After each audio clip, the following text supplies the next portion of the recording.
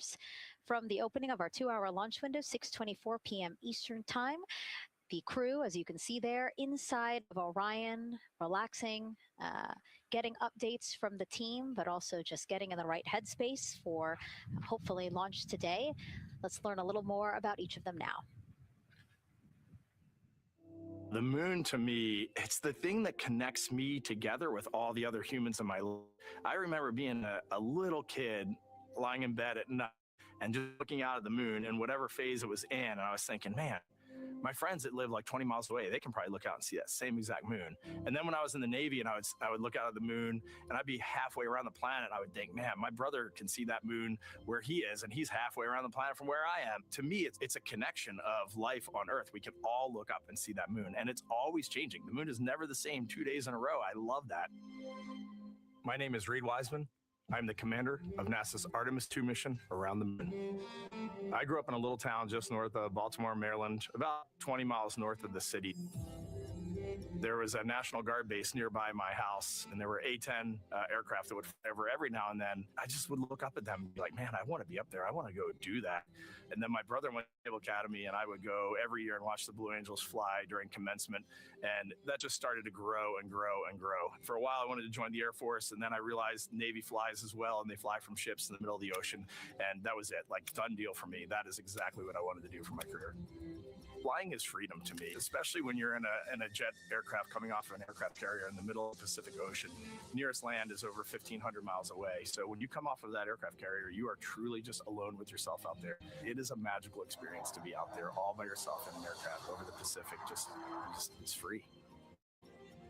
I think anybody who accomplishes something that they set their mind out to, there's no one thing that does it for them. It's a combination of everything. I mean, the way my parents raised me, the way my brother and I, the way our relationship developed over time, my friends, being in the marching band, going to college, setting my own course, learning how to live on my own, being mentored along the way, being, kept on the path to success, but being given the freedom to, make excursions and fail every now and then and regroup and carry on. I think all those things come together in the end to get you where you are. I've had to overcome, I'm a human being. I've had to overcome a lot of fears. I'm pretty scared of heights. I joked about that on the International Space Station, but it turns out I'm only scared like at the edge of a building. When you're up on the International Space Station, even though you're 250 miles up, I never had that feeling of falling or that I was, at risk up there. I just kind of loved the feeling of floating and looking down at Earth. There have been challenges all throughout my life. By far, the biggest challenge was losing my wife in 2020 to cancer and now raising 2 daughters who are grown up now, but that's been the biggest challenge by far I've ever had to face. It is not easy being an only parent, trying to work a full-time job, and raising 2 kids is something that I think about every day. I'm very proud of the work I've done. I haven't always done it well, but I've always shown up and tried as hard as I possibly can. I do wonder what it's going to be like when we are really far from Earth and can see it. The sensation of being so far away from everything that you know. I had that sensation on the space station the first time I got to sit in the cupola for a really long time.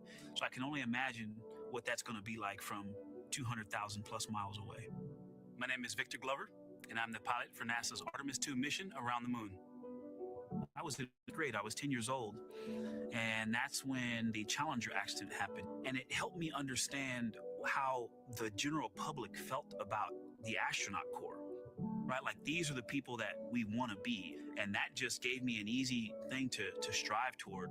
The biggest fear that I've had to overcome in my life is doubting myself.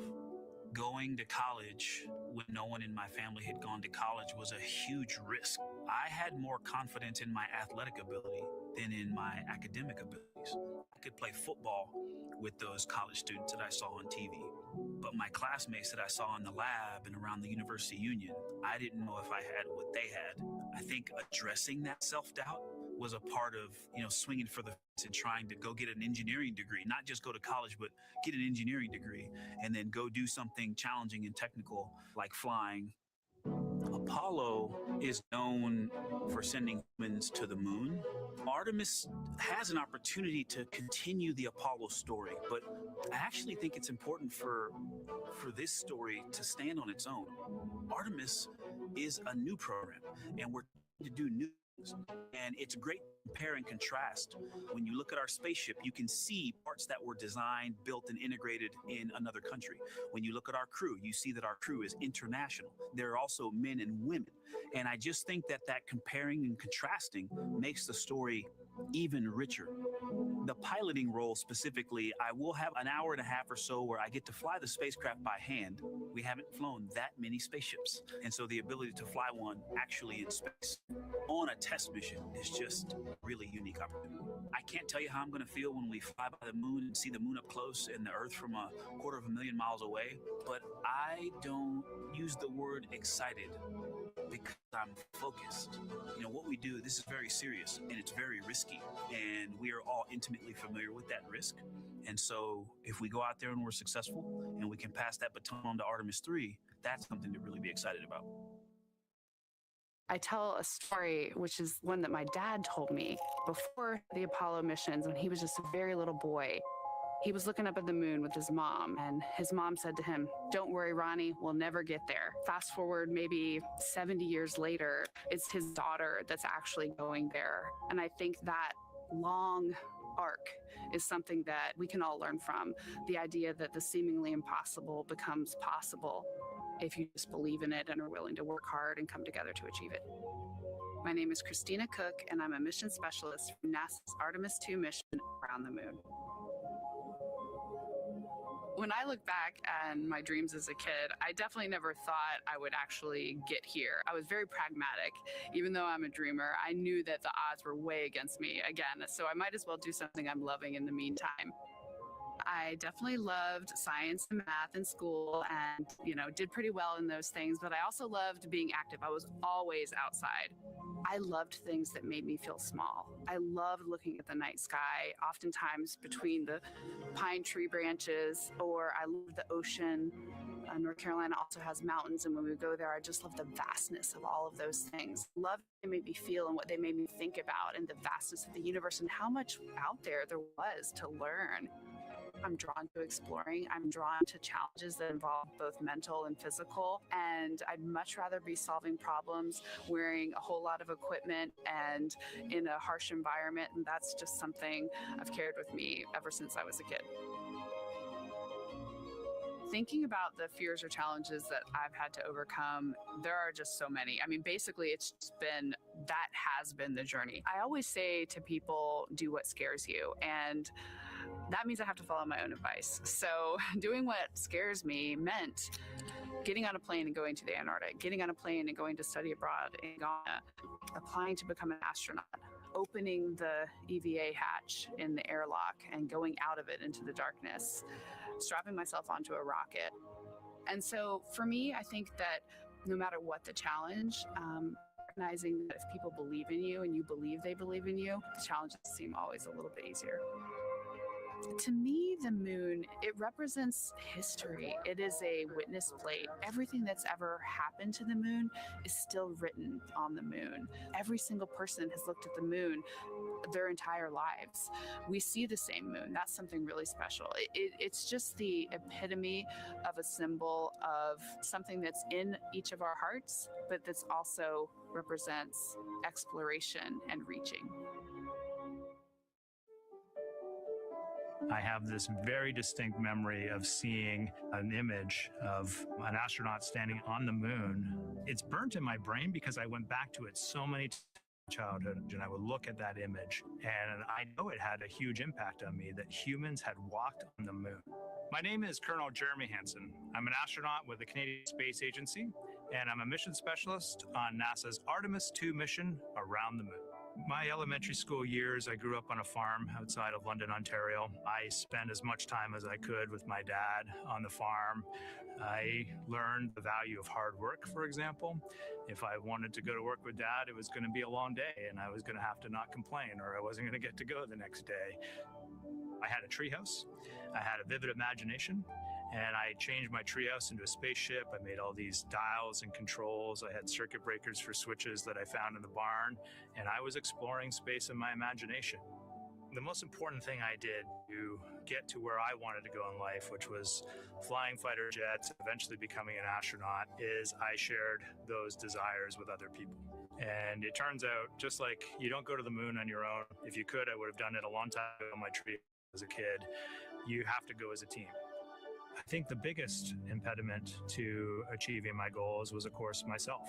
And I think that's a common human experience. There are many times where just little things would get in my way, and my immediate interpretation of that was, well, now that goal is out the window. You know, people must have lifted me back up, and somewhere in the back of my head, that persistence came through. And I think that's a common human experience, to doubt ourselves. I've come to this, I guess, realization that I believe that we all have gifts to contribute, and the goal is to figure out how to use your energy towards adding positively to humanity's existence on this planet. But I love it when humanity sets big goals, like sending humans to the surface of the moon with an eye to eventually going to Mars, because when we do that, we can bring together genius, not even in one country, but around the world. I've also learned from my indigenous mentors that they refer to the moon as Grandmother Moon. So you've probably heard of Mother Earth. They use Grandmother Moon because Grandmother Moon is responsible for the water in their community, just like the moon moves the water around the planet, affects the tides. And I think that's a really beautiful thing for us as we go back to the moon, to think about all the different cultures around the world and how they view the moon differently. And that's really neat because we all share that same moon in the night sky.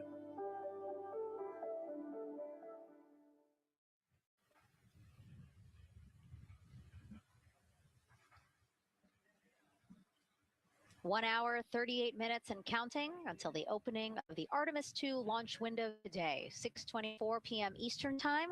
And we are looking at the rocket and Orion out on the pad, historic launch pad 39B here at Kennedy Space Center. What a great view, Nicole. Yes, it is. You know, we can see the clouds out in front of us, but they are to the west.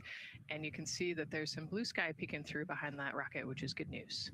And more people continue to come on center here. About a couple of hours ago, folks with special passes to come on center were allowed to start driving on with family and friends. And of course, we have media growing by the moment here at the press site here at Kennedy Space Center, setting up their cameras, setting up tents, interviewing folks.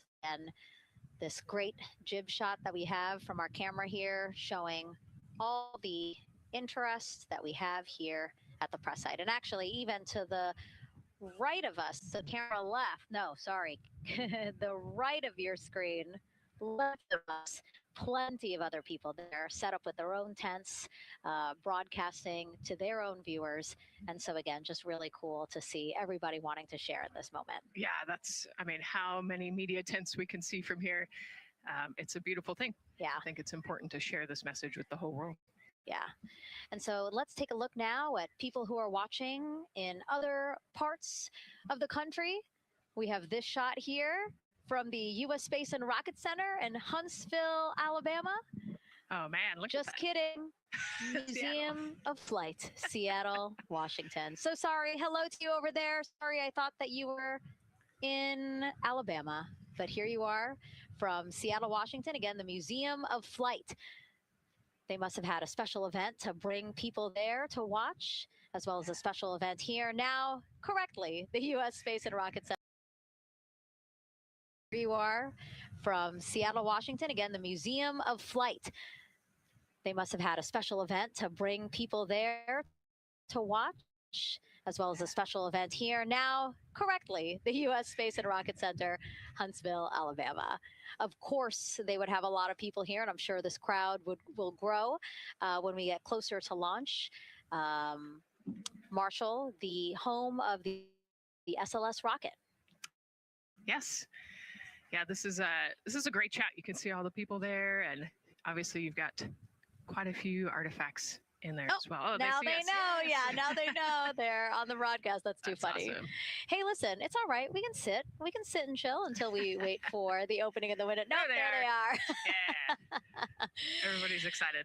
Thank you guys Love for it. showing us your excitement. I know deep down it was in there. It's just that you felt like sitting at the moment, and that's all right. There's a little delay. Yeah, that's all right. Well, thanks so much to those supporting these watch parties and bringing them to us live here. Actually, our video paths are taking quite a circuitous route to be able to bring those live views in from Seattle as well as Alabama, but we're glad that we can be able to share it with you in the broadcast now. And so why are we going to the moon? Why does NASA want to build a moon base there? Here's Megan Carter again with our moon board. All right, thank you, Megan. Yeah, so we are right around that hour-and-a-half mark, hopefully for that launch. It's going to be very exciting. So they are going to have a few days to be around the low Earth orbit, and then they'll be heading on to the moon. So yes, let's talk what will be happening. Why are we going to the moon? So obviously this is not going to be a landing, as we've discussed. They are going to be coming with 4,000 to 6,000 feet around the moon's surface, and this is going to connect us directly to our past. Those Apollo missions did have 6 lunar landings, and the Artemis campaign is looking to build on that past by going back to the moon, staying longer, and then going farther. So how are we going to do that, and why? We have obviously talked a little bit about that lunar South Pole, and we are focused specifically on the far side of the moon for this one for a specific reason. You might have guessed we're going to be looking for some resources, especially, and that's going to be water or water ice. That is going to be giving us some really critical pieces for future missions. And as you can see here, we have identified 9 potential landing zones. So this is going to be a critical objective for our crew. Depending on when they launch, it will determine what is going to be visible, but we do have these 9 landing zones right here around the Shackleton crater. And as you can see here, a lot of that area is deep and dark, and that is where we are going to be looking for that water ice, because that is obviously going to give us not just water to drink, but as we know, that can actually be converted into our propellant potentially, that hydrogen and oxygen. So that is going to make the moon a critical place for that moon base, because we want to think of it essentially as a backpacking trip. If you have your tent and your hiking boots and your camping stove and all your gear, you don't want to take that out and be on the trail for the first day and then try everything out. You're going to test things out a little bit closer to home before you go out on that adventure. And that kind of goes for us as well. So the moon is going to be critical for us in the future steps towards our lunar landings, and then also for going farther on to Mars in the future. It's going to set us up for that deep space exploration, and we can't wait to see what they see once they get to that flyby. But for now, we are, like I said, getting closer. So I'm going to turn it back over to you, Megan. Exciting stuff. Again, the idea of accomplishing a moon base, like as we've been saying, sometimes things just seem like science fiction, and it's amazing that we're making it science fact. Yes, yeah, we're going back. We're going to scout it out, and then on the future Artemis missions, we're going to put boots back on the moon for the first time in over half a century. But we're going to stay, and we're going to learn from the moon, and we're going to, as Megan talked about, the water ice, and harness that resource, and not only learn from the moon about Earth and about the solar system, but also figure out how we get to Mars from the moon. And so what we're seeing now back inside the White Room with the closeout team, they are removing basically fixtures that protected the crew module hatch while they did work around it, right, Nicole? Yep. Yeah, so anytime that you're moving around and working, there are some sensitive sensors and parts of the crew module that we don't want to kick or bump into, and so it's easier to just put a guard up while you're working in there and then take it down later. And so this is a visual cue for us that the team is getting ready to close the last hatch, again, the launch abort system hatch. Can you tell us about what the LAS is? Yeah, so launch abort system, this is, we have the crew module, and then what sits out basically on top of the crew module is the launch abort system, and it has its own motors, so that we'll arm it about 5 minutes prior to launch, and then it stays with the crew module until about the Kármán line, so that 100-kilometer point in space. Once the crew could safely get to orbit, it will actually be jettisoned, and the crew module will then be exposed. So this is just a safety mechanism that stays on the outside of the crew module, and then as they monitor the attitude and the thrust and all sorts of the roll, all sorts of different data points to make sure the crew is safely getting to orbit, And once they are safely to orbit, then we will get rid of that launch abort system. And it looks like they're putting all these parts that they're removing from around the crew module hatch into a bag because they have to take this out with them once they leave the pad, right? Yes, yeah, we don't want anything left up there in the white room, and especially because that crew access arm will move away from the capsule and the rocket, and so we want an empty white room, no FOD like we talked about, so that we can have a safe launch. And this orange tube that you see on the right side of your screen, that had been inside the crew module providing breathable air to the crew. And now again, with the crew module closed and them getting ready to close the second hatch that has been removed and is out of the way. So again, the closeout crew can continue to do their work. Yeah, that's just a duct to provide some cooling air and some breathing air to the crew and the closeout crew while they're in there.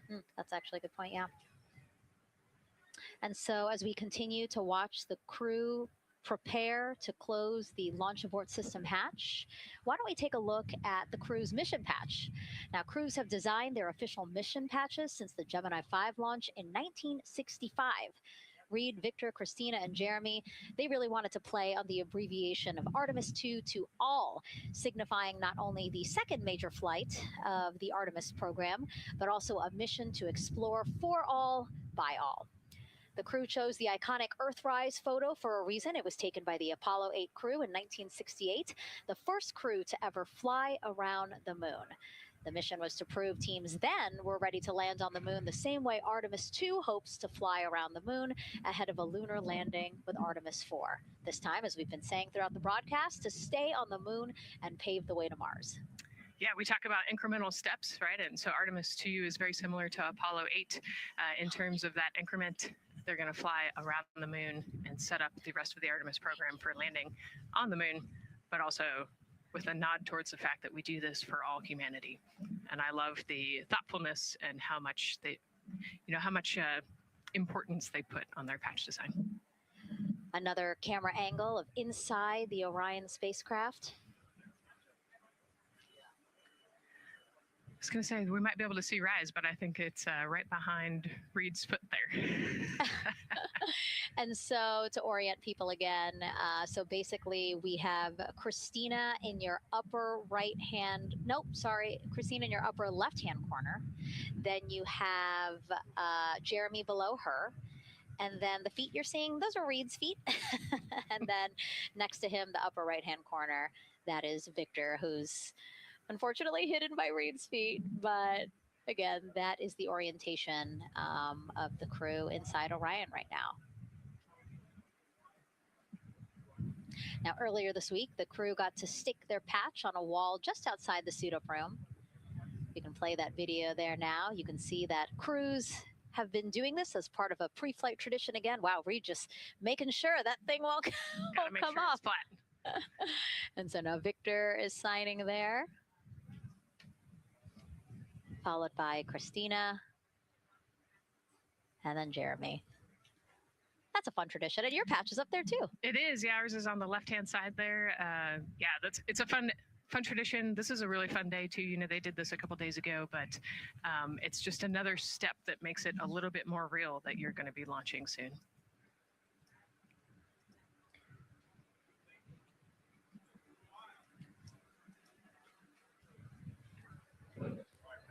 Again, we talked a little bit about this before. The basically like a computer there on Jeremy's leg, a way for him to just check out the data, see some of the data that also Reid and Victor are getting to see, but in those much bigger displays for Orion. Right, yeah, it's basically a tablet on his leg, and it's actually plugged into a cord nearby that allows him to have a screen repeater so he can see what they're looking at. And it looks like he's taking notes. Can you talk a little bit about what that is? It's part of, all of them have like a little procedural book, right? Right, yeah, so they have what we call a knee board, and they'll have blank pages to take notes on. They might have a cue card or procedures, or they can be kind of custom built to what each crew member wants for their knee board. This mission, of course, built by people and companies in all 50 states, as we've been saying throughout the broadcast, and with our international partners as well. let's take a look at some of the people playing such a big role in today's test flight. What we're doing here is a collaborative effort of hundreds of thousands of people. This is about the parts, the hardware, the software, the services, all coming together to make that mission possible. My dream for this space program is that we would not just push the boundaries, but that we push them together. And liftoff of Artemis I. We rise together, back to the moon and beyond. It takes a team to do great things. And Artemis has an incredible team. We have international partners. We have commercial partners and industry partners. It takes unity to accomplish great things, and that's what this mission's all about. We're not sending our money to the moon and lighting it on fire. We're putting that money right back into the economy in ways that benefit everybody. So every dollar that comes out of the Treasury that goes to support this mission goes back into the Treasury 3 times. What is very important to me is that we do it the right way, and that we do it with our values, that our industries grow, that our communities grow, that our families are healthy and safe and have amazing things to work on. Then we're going to build machines to go even further onto Mars. That is our generation, the Artemis generation, that defines the starting point of our exploration future. I just want to say thank you to all of the hands that have touched a part of this program and the hearts that have moved everyone to this goal, because we're going to the moon and we're going beyond. One team. One team. One team. One dream. What I really like about that package is, again, just reminding people that this is spurring so many jobs across the country. Yeah, across the country and across the world, right? The whole world has a part of this. The Artemis Accords are signed by over 40, 50 different countries. And so, yeah, we're taking all of the taxpayers' money and we're putting it right back into the jobs here in the U.S. And the money, too. You know, when we have more disposable income because we have good paying jobs, that's money that goes back into our economy as disposable income. So really, it is just an ecosystem that NASA is proud to be a part of. Right. And not only is it about the money and the economy, right, but it's also about the science and what we're going to learn and exploration. You know, we, on top of all of those things, we benefit the economy as well. Obviously, Nicole is a wealth of knowledge. We're very lucky to have her. We're going to be tapping into that knowledge throughout the broadcast, and we have been for now close to 4 hours. So thank you, Nicole. I hope you're holding up okay. Yeah, I'm loving it out here. It's been great. Let's learn a little bit more about Nicole. Her first mission to space was actually last March. She launched from here at Kennedy Space Center as pilot of NASA's SpaceX Crew 10 mission to the International Space Station. And what a beautiful launch that was. She spent 148 days in space conducting science experiments that could benefit us on Earth. For example, one studied the physics of liquids, which could help researchers deliver medicines more effectively. She also conducted an almost 6-hour spacewalk to help upgrade the orbiting lab's power system. Nicole is a lieutenant colonel in the U.S. Air Force and flew one of its most advanced aircraft. She was born in San Diego, California, and is a twin. That's a cute photo of the two of you. Oh, that one too. Young explorers. Yeah. Yes. Yes. That's so great to just see how far you've come. Again, I think that speaks to what we've been saying. Like, you know, just if you're passionate about something, go for it and see where that takes you. Yeah, I think that's a great example. You know, I was a serious little kid with really high goals and, you know, just kept working hard and never got bumped up the path and ended up here. And it, you know, I think it's a testament to the human, like we talked about, you know, if you're willing to work hard, be a good team player, you can really get anywhere you want in life. And that's what I love to talk about. Christina has mentioned similar things. And so it's been kind of a theme for the day. Yeah, definitely a theme for the day, a theme for the team. The team has said the same, the crew has said the same sort of things. So absolutely, Nicole, thank you so much for being here. And hopefully only a little bit more until launch today. Hopefully. So today's Artemis II test flight will mark only the 7th time NASA astronauts will launch on a new NASA spacecraft designed for crew. And then controlling the flight will be Mission Control in Houston. Our Gary Jordan is inside with flight controllers. Hey, Gary. Hey, Megan, you are right. This is a significant milestone, and we may be putting the names of a few more astronauts in the history books today. The Artemis II crew is set to launch today. Will join a select list of humans to fly in a spacecraft for the very first time. And Artemis II, like missions before it, is a test mission. During ascent, the crew and the teams here in the room are prepared for a variety of scenarios. Some of these will be called out directly by Capcom's Stan Love during ascent, and some are a little more subtle. These calls can be split into two categories: alternate main engine cutoff or MECO targets and aborts. First, there are two alternate MECO targets, or AMTs. These note milestones to give flight control teams and astronauts an idea of what would happen after that moment should the core stage lose one of the main engines. First is AMT low. You won't hear it called out by the crew or Capcom, since this happens right at liftoff. If the core stage loses one engine at this moment, an abort once around option could be made at main engine cutoff, meaning the crew could target a splashdown in the Pacific. The second is AMT high, which would be called out by Capcom's Stan Love around 22 seconds. After this moment, if the core stage loses an engine, we can still pursue an alternate mission in low Earth orbit to accomplish some of the test objectives. And at about 5 minutes, 16 seconds into the flight, you'll hear the call 3-engine press. This is a good moment. After this point, if the core stage loses an engine, we can still make a nominal main engine cutoff and pursue a moon mission as expected. Again, these MECO targets give the flight control teams and crew an idea of what lies ahead should one main engine be lost, but assumes we are otherwise continuing to a main engine cutoff target. This differs from an abort, where the Orion capsule separates from the Space Launch System prior to the planned separation time. There are abort options at every moment that integrity is attached to the Space Launch System, from the pad to more than 3 hours into the mission. During the first 8 or so minutes of powered flight, there are 3 abort options. First is the use of the launch abort system, which you see at the very top of the rocket and here in the White Room, where the hatch is open and teams are working to close it. This particular abort capability can be used from here at the pad through roughly 3 minutes and 22 seconds into the flight. Next is an untargeted abort splashdown, or UAS. This uses Orion service module engines to escape the SLS and becomes available immediately after the launch abort system jettisons. Third is an abort once around, or AOA. You'll hear Capcom Stan Love call AOA open around 7 minutes 30 seconds into the flight. This also uses the service module engines, but the burn profile is a bit different to aim for a splashdown in the Pacific after one trip around the Earth. NASA's expedited recovery teams are staged off the coast of San Diego to get to the crew and integrity quickly for this abort option. An AOA option continues to be available until solar arrays are deployed on the Orion service module a little more than 30 minutes into the mission. At this point, an abort to orbit, or ATO option, becomes available until separation from the upper stage around 3 hours and 23 minutes.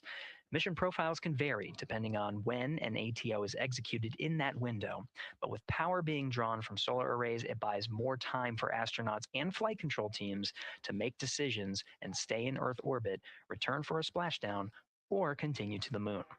The Artemis II crew and flight control teams are well trained on all of these scenarios, and the calls you hear to the crew on Orion to Earth may help them be in a ready state for whatever challenge may come their way.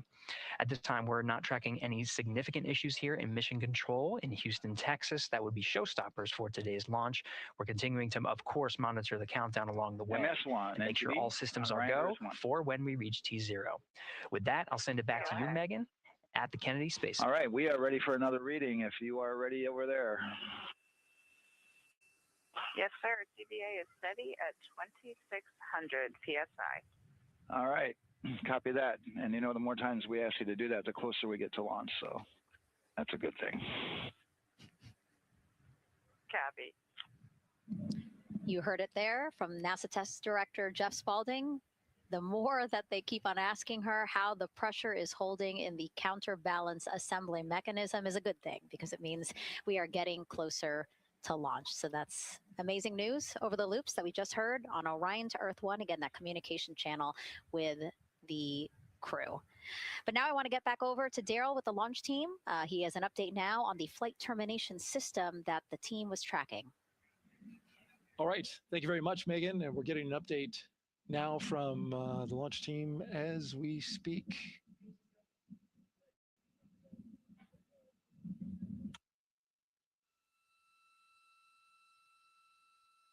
I stand by 1 second.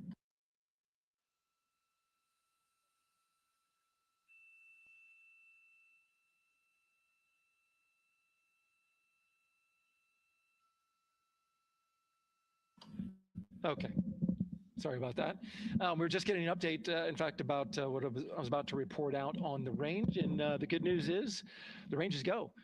So we reported that they were working to verify their equipment regarding the FTS system. And they asked for a little of that verification work to be done by one of the FTS engineers here in the firing room. He went out to the VAB to get some legacy hardware to help out with it. But in the end, this is a fix that the range had come up with to get clearance, to clear the range rather, and to as well work the FTS system. And so now they are go. Again, the range is go. That is no longer a constraint. And so you combine that with the fact that the rocket and the ground systems here also working, no constraints, clear board here is great news. So again, the range is green, and we're continuing to work through the countdown. We got a weather update that came in to the launch director from Launch Weather Officer Mark Berger. He reported out that there's still a little bit of feisty weather activity that's happening up in the Titusville area. That's the city neighboring the Kennedy Space Center. Those showers had passed over Kennedy, and then now they're currently over in Titusville, currently still within that mile kind of constraint of flight through precipitation rule. But we're still far enough from the window that it looks like it won't be an issue. And in fact, we're seeing some good sunlight now breaking through onto the launch pad. As you can see, it's actually shining on the other side of the rocket here. But to the west, we're starting to see some of that clearing that was forecast. And so the launch weather officer held his forecast for 80% go for flight during our launch window tonight, which, as a reminder, is 6:24 p.m. Eastern Time until 8:24 p.m. Eastern Time.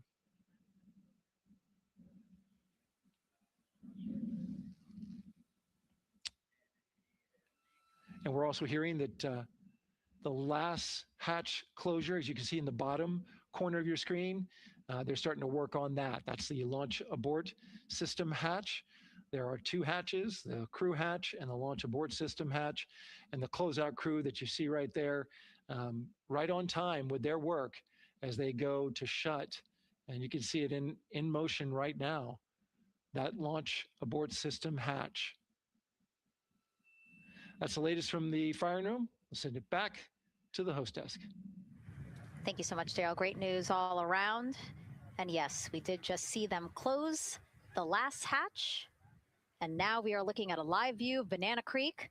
Lots of people there, I'm sure, relieved to hear that that issue with the flight termination system has been resolved. And we are go for launch. Go for launch from the range, go for weather, and go from all of them, I would imagine. Yes, it's going to be exciting. The crowd is building. And as Daryl said, you can start to see the sun poking out here, and we can see all the clouds are moving north and moving away from us. So it's all good news. And so as we know, we have our Leah Martin down there at the Banana Creek viewing location, and she's standing by with some other guests. Hey, Megan, I don't know if you heard that huge cheer just now. If you heard a big rumble, as soon as Daryl said that the range was clear for launch, everybody clapped. It was super excited as we get to do some final countdowns. Standing next to me, I have Hudson and Maddox, the son of brothers here. And I asked you a little bit earlier, how excited are you to be here for launch? What did you say? I'm very excited. It's our mom's birthday, and you know, Not a better way to celebrate right now. I asked you on a scale of 1 to 10, how excited are you, would you say? 11. Yeah, 11. I'm very excited. Super excited. Yeah. So, Megan, we've been watching the launch broadcast here and hearing some of the questions that you and Nicole have been asking and answering. And I actually wanted to ask these two kids, if you could take a 10-day trip around the moon and take 3 people with you, who'd you take with you? Well, I'd take my dad and my mom. And I mean, I don't know. I probably my best friend. I'd just say one of my friends, you know. Oh, one of your friends. So brother got left out. Who would you take? That was just what I was thinking. My dad and my mom and my best friend. That's a pretty good answer. Your brother can get his own trip to space, right? Yeah. So I'm actually joined here also by Dad. Now, you were sharing with me that a lot of the work that you've been doing over the last several months has been prepping the launch teams, our engineering teams, our ground systems teams to get ready for launch, to be mindful and to be in this moment. How does it feel to be standing here knowing that the people you've worked so closely with are doing what they're passionate about, or doing what they were born to do, moments away from launching this rocket? I mean, this is an exceptionally happy moment for us and all of us and the people that are, about to take off on this historic trip here. And I'm grateful to know that we've helped in some way, shape, or form to help them stay steady and calm, in such an exciting time within the agency. And so to just be here and witness it and know that, they've got some tools to help them stay calm and steady is everything to us. So. Fantastic. Well, Megan, we are standing by ready to go, and we're ready to cheer this team on. Thanks so much, guys. And yes, Leo, we did hear that cheer. That was very exciting. I think the vibe over there is they're celebrating, they're having fun. And here, once they heard that we're go for launch, everybody had to run back to the camera and work. It's a little bit of a different vibe, but I definitely think that people are excited, especially as we see now live inside of the White Room at the launch pad. The closeout crew has closed the launch abort system hatch. You saw there, we took it live. Took a lot of them. I think all of them, except for one. I think it took all 3 or 4 of them to push that hatch door close. And then they felt around the perimeter of the door to make sure that everything was sitting just right. Right. Yeah. We talked about how heavy the crew module hatch is. This hatch is just as heavy probably. And so, they're working the closure here and working those connections. And you can see, there's still 3, 4, 5 people that we can see in the White Room. It takes a lot of people to get these hatches closed and this rocket ready to launch. Mm-hmm. And so the next step in the countdown is that this team will start closing out the White Room. So basically disconnecting things, stowing things, making sure that when they leave, there is nothing that isn't supposed to be there. And really, then at that point, it's just all 4 of the crew member, Victor, Reid, Christina, and Jeremy by themselves at the top of the launch pad. Yeah, and then eventually that crew access arm will move away, and then it'll really just be them up on top of that rocket. Mm-hmm. Yeah, your eyes lit up when I said that. That's exciting. It is. It is. Yeah, we had a moment, we talked a little bit about my fear of heights, but most of our crew is afraid of heights. And so there was a moment where I realized that it was just us, 100 and some odd feet up and no crew access arm, and may or may not have said something that made everybody go, huh. Were you wondering yourself, how did I get here? We're pretty far up. That crew again, bringing that drag-on camera.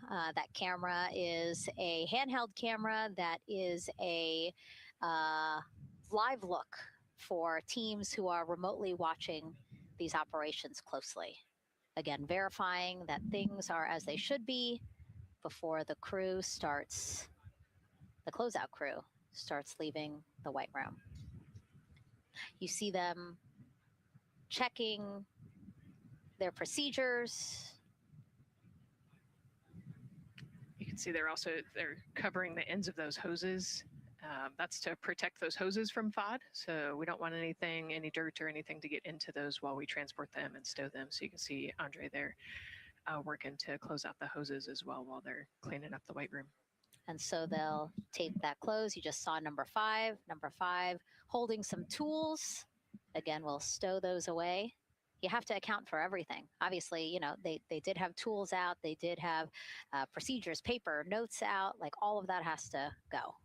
Yes, and you can even see on number 3's hat, he's got a string that's connected to his suit there.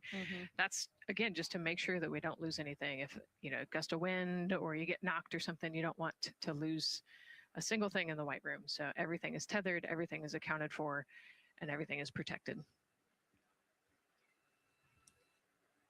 The crew now, another live view of them inside Orion. Jeremy, Christina, and Reid and Victor on the right side of your screen. What do you think they're thinking right now, Nicole? Oh man, just over an hour to launch. There's probably a little bit of a lull right now, monitoring some systems, but you can see Reid's got his feet crossed. So I think just trying to relax and, pass the time by maybe thinking through the items that they're going to monitor through the launch, the different jobs that each of them have throughout the launch. And once they get to orbit, this first day on orbit is actually really busy for them. They've got, 2 burns that they have to monitor. They've got to get the system set up, and they've got to get the cabin set up. So there's a lot going on in the next 24 hours for this crew. I think they've got a couple sections where they get to take a nap, but I don't think they get a full night's rest for quite some time. So, yeah, going through what's next. And so as we say that, I mean, imagine what it would be like to live in a spacecraft for 10 days. Let's take a look at what life will be like in Orion. Artemis II is our first crewed mission back to the moon since the Apollo program. A lot of the focus of Artemis II is really checking out systems to be sure that we're ready and well positioned for continued human exploration.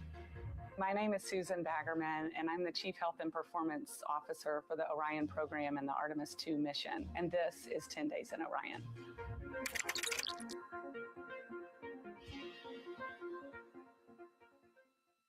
For this mission, the crew will launch in the Orion spacecraft on top of the Space Launch System rocket, or the SLS rocket.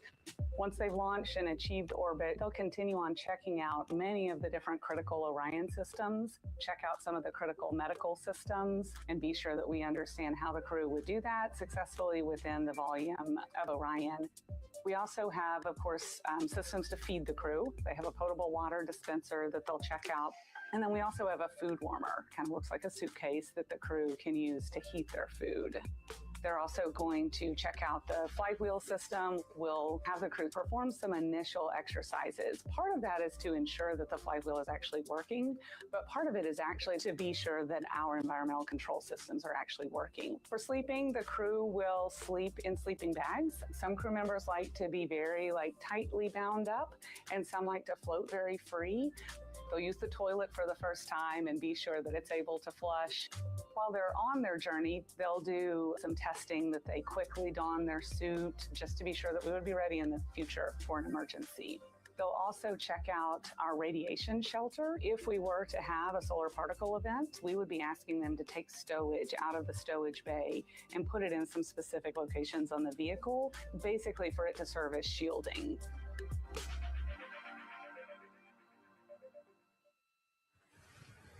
And so I want to talk a little bit more about what we just heard in that package. I am interested in the space food.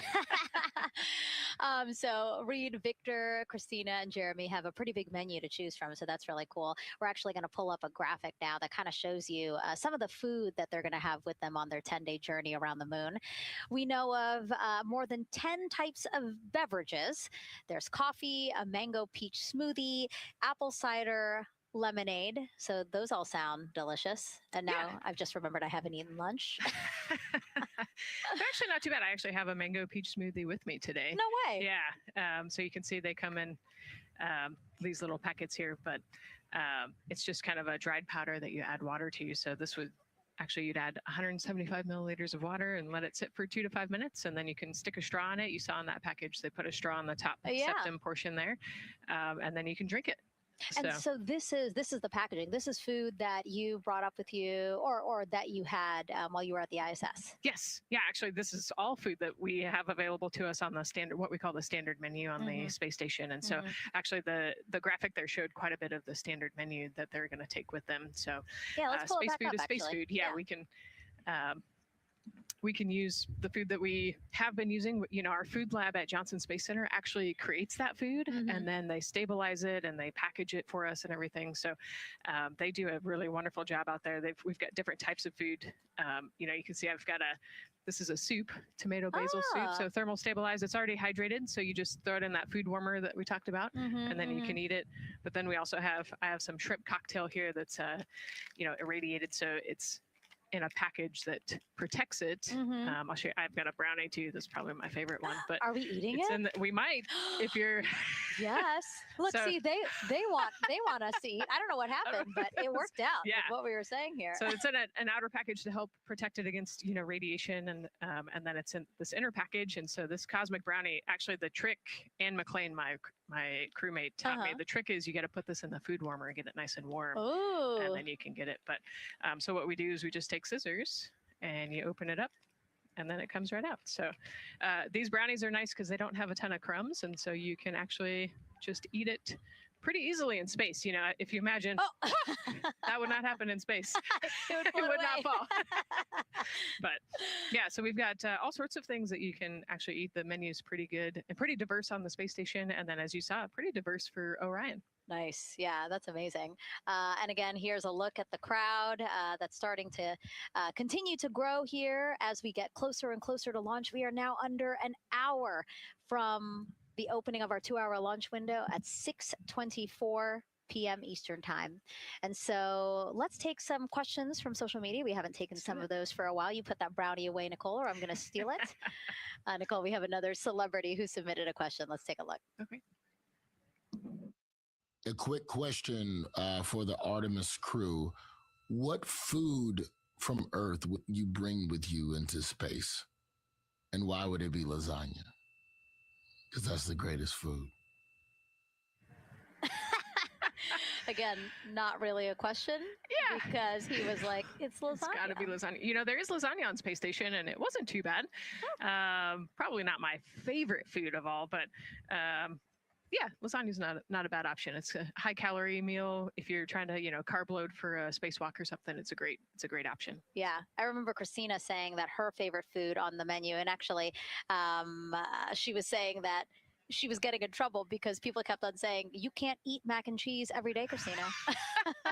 You know, we mentioned the mac and cheese and brisket earlier. Man, I would put those two on a tortilla. That would be great. That sounds delicious, delicious. Well, thank you so much, everyone, for sending in those questions. For everyone from a 5-year-old that we got a question from to all the way to Roy Woods Jr. there, a comedian. So thank you so much. And if you're just joining us, welcome to the Space Coast of Florida, where we are counting down to liftoff of Artemis II. You see a beautiful aerial shot there of our rocket on the pad. For the first time in more than 50 years, we are sending humans to fly around the moon and back, and we're taking you all of you with us on this next chapter of human spaceflight. I'm NASA's Megan Cruz, and this is NASA astronaut Nicole Ays. Great to have you here, Nicole. Yes, this has been a beautiful day. Excited. We're continuing to march towards this launch. Yeah, and if all goes as planned, this crew could travel farther from Earth than any other humans before them and see parts of the moon no one has ever laid eyes on. How exciting. Yes. Exciting is an understatement, I think. That's true. We're going to see the far side of the moon for the first time by humans in a long time. It's important. And as the crowd again builds behind us, more activity that you're seeing here at the Kennedy Space Center press site. We also have a ton of people gathering around the world to watch this history-making moment. So let's take a look at those watch parties now. Oh. That crowd has grown. We checked with them probably like 30 minutes ago, and it was half that. But again, as we get closer and closer to launch, we are seeing more and more people gather together, wanting to experience this together and not just in a vacuum at home, you know? Yes, this is so exciting. Look at all of those people. Man. And now here we are back in Seattle, the Museum of Flight. Again, people gathered there to show their kid. We see someone walking in the second row there. His first crewed launch to the moon. How exciting. That is exciting. Hello, everyone. Woo. Oh, that's so great. And now let's get you up to speed on what's happened so far. Again, we are now within an hour of the opening of our launch window. So what has been happening so far today? Well, a lot. After waking up and grabbing a bite to eat, our Artemis II crew suited up inside the historic crew quarters, a tradition that dates back decades. Teams helped them into their custom Orion crew survival suits, and just like other crews before them, they gathered around the table for a card game to pass the time, but to also burn off any lingering bad luck before they walked in the footsteps of every NASA astronaut launching from Kennedy Space Center since Apollo 7 in 1968. They walked outside the Neil Armstrong Operations and Checkout Building to greet a crowd of family, friends, supporters before getting into their Astrovan for their security-escorted ride out to historic Launch Complex 39B.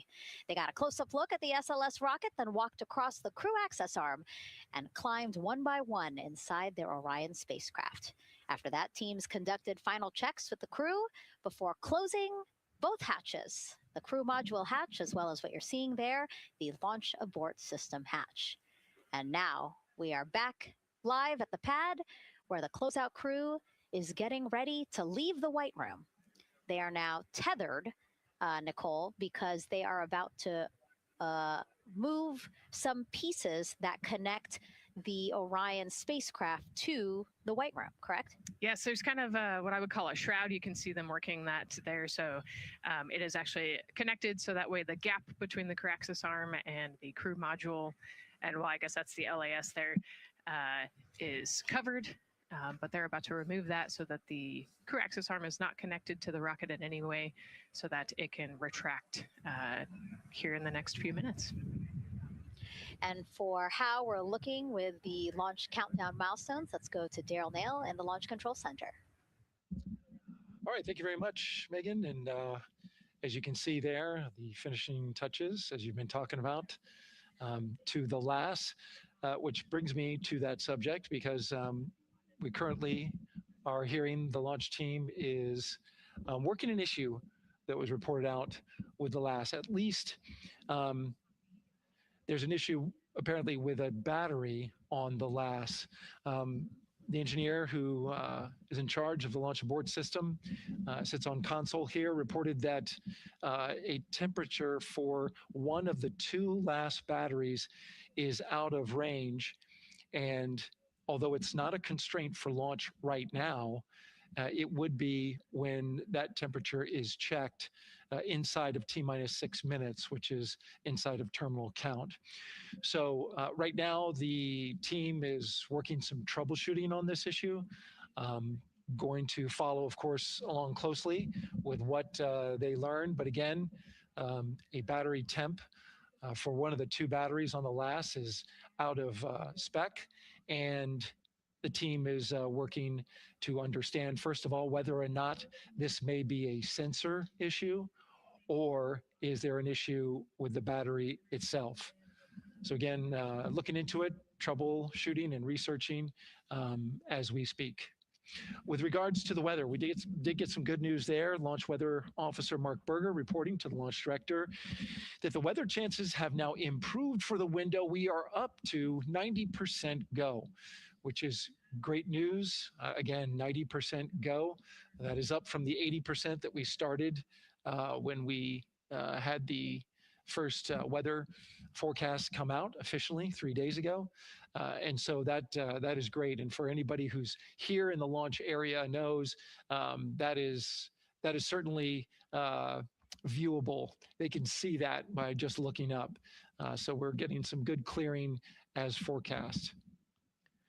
And then just a reminder for those people who are watching the launch from the nearby area that if you're watching on an internet-enabled device, just remember that there may be a little bit of a delay. Can't tell you how much of a delay, but since it's on an internet device, sometimes this broadcast might be a little behind what you're actually seeing. So just keep that in mind as you are watching. Don't wait till the last second to run outside if you're inside your RV or your camper or your house. That's the latest here from the firing room. Of course, we'll keep track of that last battery issue. We'll send it back now to Megan and Nicole at the host desk.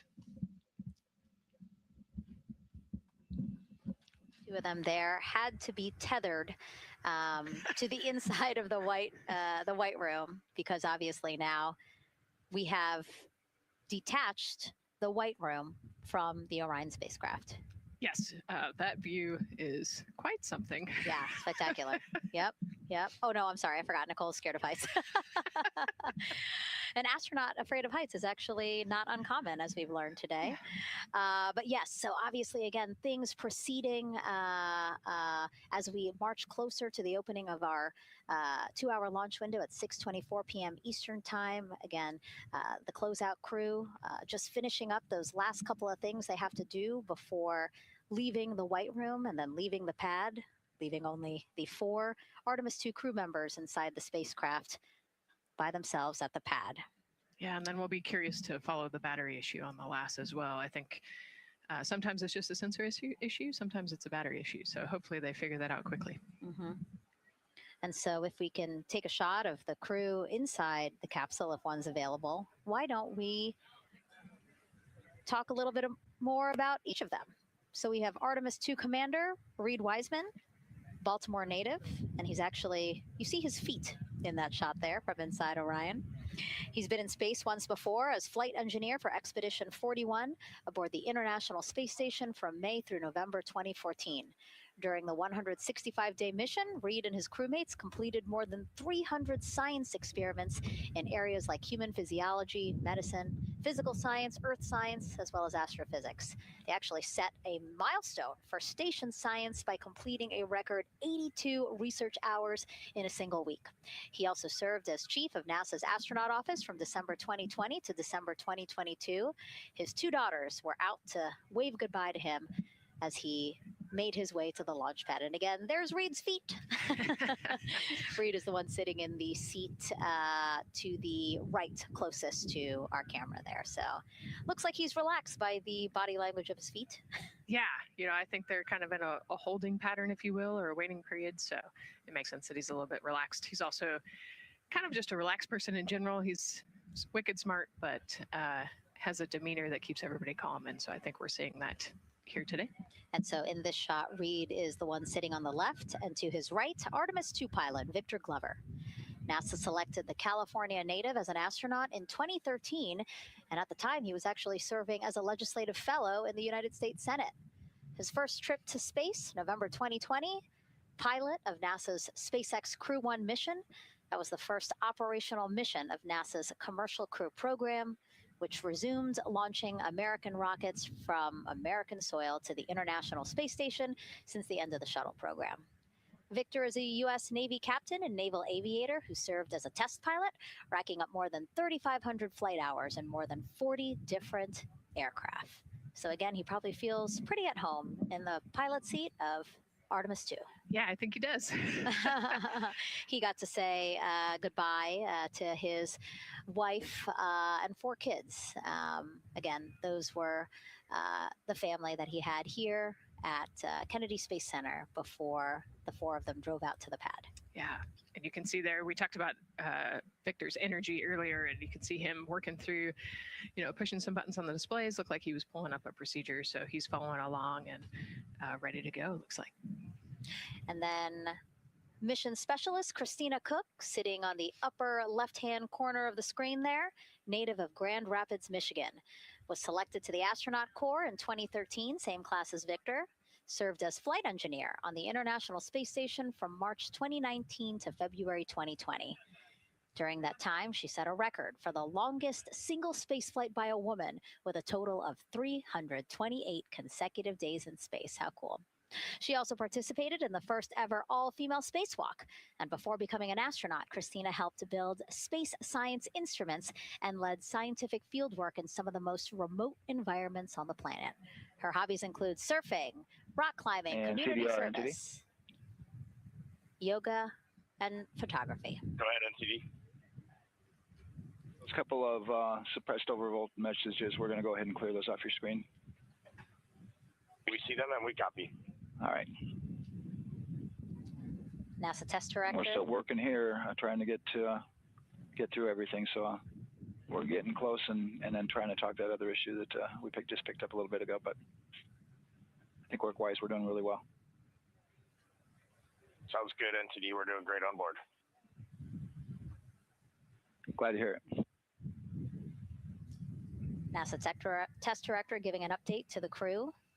Some messages flashed on their displays. Just wanted to say that they didn't have to worry about that. We're going to clear that.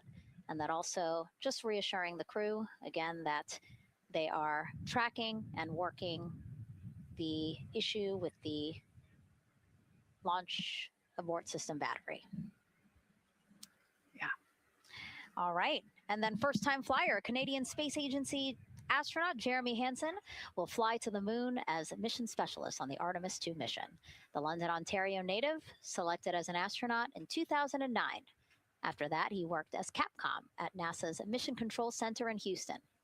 Capcom stands for Capsule Communicator and is the sole direct voice communicating with astronauts while in space.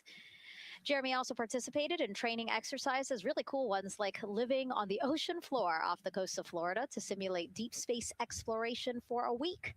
In 2017, he became the first Canadian to lead a NASA astronaut class.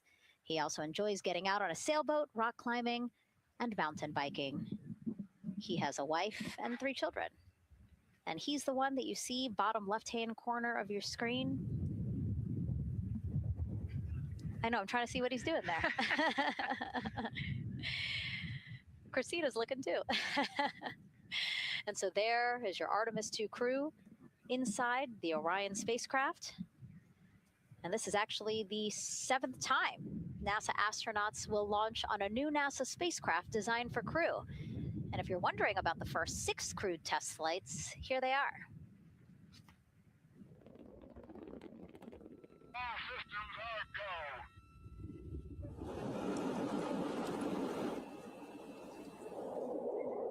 Gemini 3, Gus Grissom, John Young, March 23, 1965. Apollo 7, Wally Schirra, Don Isley, Walt Cunningham, October 11, 1968. Space Transportation System, or STS-1, John Young, Robert Crippen, April 12, 1981. Then NASA SpaceX Demo 2, Doug Hurley, Bob Behnken, May 30th, 2020, followed by NASA's Boeing crew flight test. Butch Wilmore, Sonny Williams, June 5th, 2024. And now, Artemis II with Reid, Victor, Christina, and Jeremy. It is really surprising, honestly, to hear that through all these decades, through all these launches we've had, this is only our 7th new vehicle that we're testing for crew. Yeah, you know, we have so many different missions that we think about and we talk about, but really 7 vehicles that we've tested and that we're flying. You know, I like to think of spaceflight really as a permanent test, right? We have, you know, hundreds of missions or so. You know, an airplane that gets tested and then flown has thousands of data points. And so really spaceflight is always going to be in the test field. And I think it's important to remember that, especially as we put humans on rockets that we never have before, or for the 7th time we start a new vehicle and a new mission. Just getting word now that White Room closeouts are complete. And so the closeout crew is preparing to leave the pad. It's exciting stuff. We are making good time, and the closeout crew is doing really well. 41 minutes, 43 seconds and counting until the opening of our window. And Artemis II is a 10-day mission that will send the 4-person crew on a journey around the moon and back to Earth. It will be a critical step towards future lunar and Mars missions.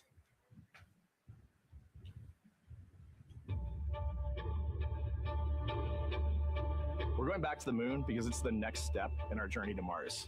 We need to go explore the moon. There's vast regions of unexplored areas with the coldest, darkest places in our solar system.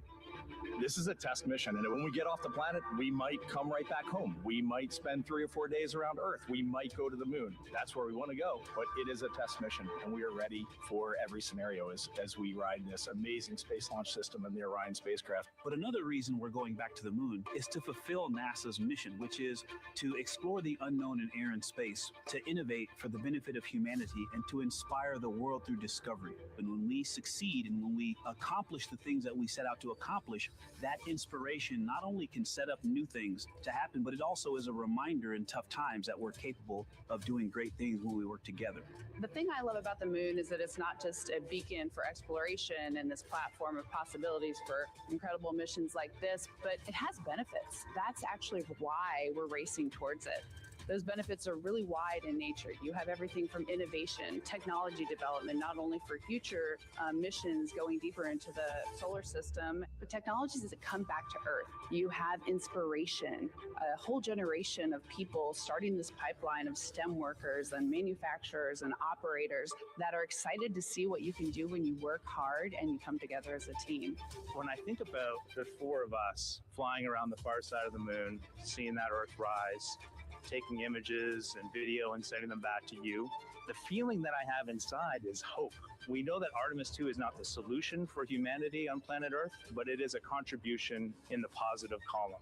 We hope that just for a moment that people will pause and say, wow, it's extraordinary when you look back upon the Earth with over 8 billion people, and you see this concrete example of what humanity can do, this extraordinary thing when we set big goals And CDR entity to achieve them.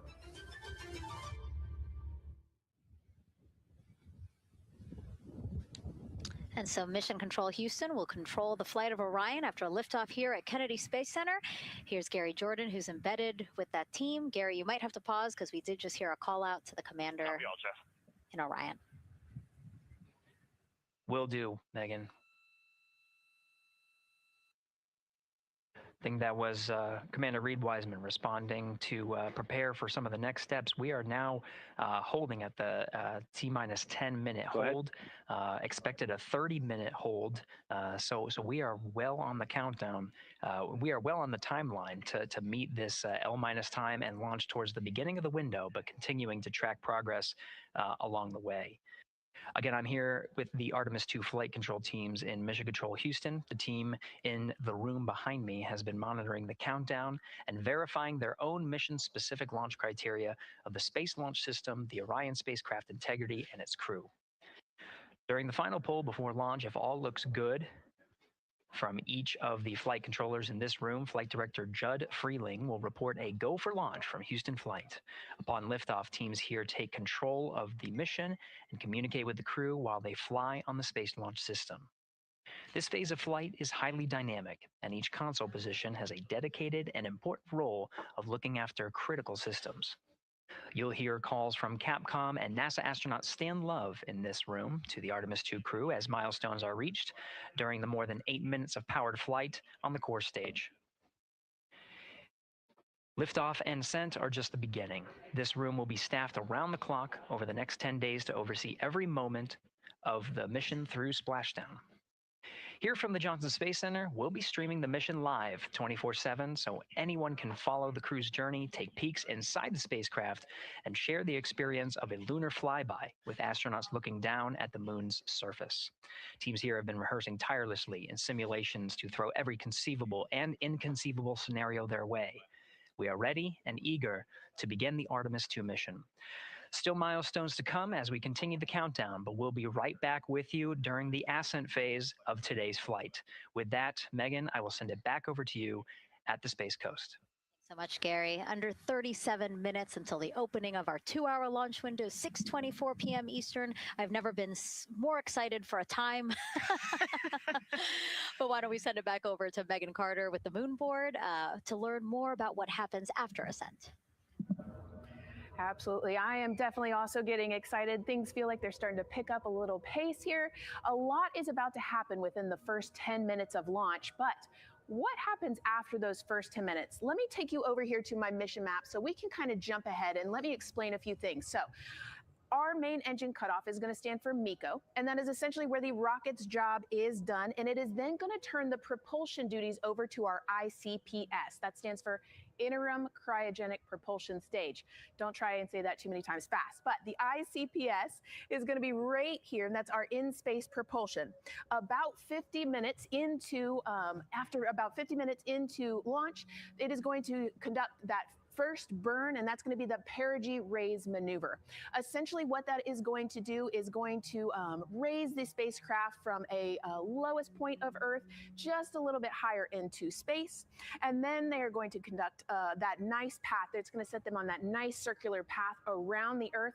That's when they're going to start to be able to really check out the spacecraft. The Orion spacecraft is going to be able to, like we've talked about, be maneuvered by the crew. They're going to check out those life support systems, and communication checkout's going to be vital at that point as well, obviously. Then they will be conducting that another burn, and that's going to raise them just a little bit higher again. And then they will, it'll be about time for the ICPS to separate, and they will start another lap around the Earth as well. Now, the ICPS, but even after it separates, its job will not be done, because they will have the opportunity to conduct something called the Proximity Operations Demonstration. And this is going to be really important for our future lunar missions, because the ICPS actually has a target on it, and the crew is going to have the opportunity to manually maneuver these spacecraft, like we've mentioned, and practice those docking maneuvers. Now, obviously, they will not be docking for this mission, but that is, again, going to be critical for those lunar missions in the future. Now, all right, after that ICPS has separated and they've done that second lap, they're going to conduct 2 more burns. And what these burns are going to do is set them up to the high enough orbit and a fast enough speed in order to conduct the translunar injection. This is going to be that critical moment and that critical milestone where they are going to produce about 6,000 pounds of thrust. And this is that point that is going to take them out of low Earth orbit into deep space, and it's going to set them on that nice path towards that lunar flyby.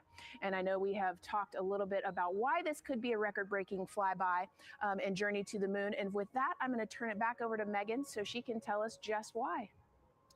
Yeah, she's talking about the distance record set by the Apollo 13 astronauts in 1970. They were 248,655 miles away from Earth, and this Artemis II crew might surpass that on flight day 6 when they fly around the moon by more than 4,000 miles. Yeah, it's a long ways. It's tough to fathom 250,000 miles from Earth, right? I mean, space, the space station is only 250 miles. And so we're going, I don't want to do the public math, but we're going much further than that.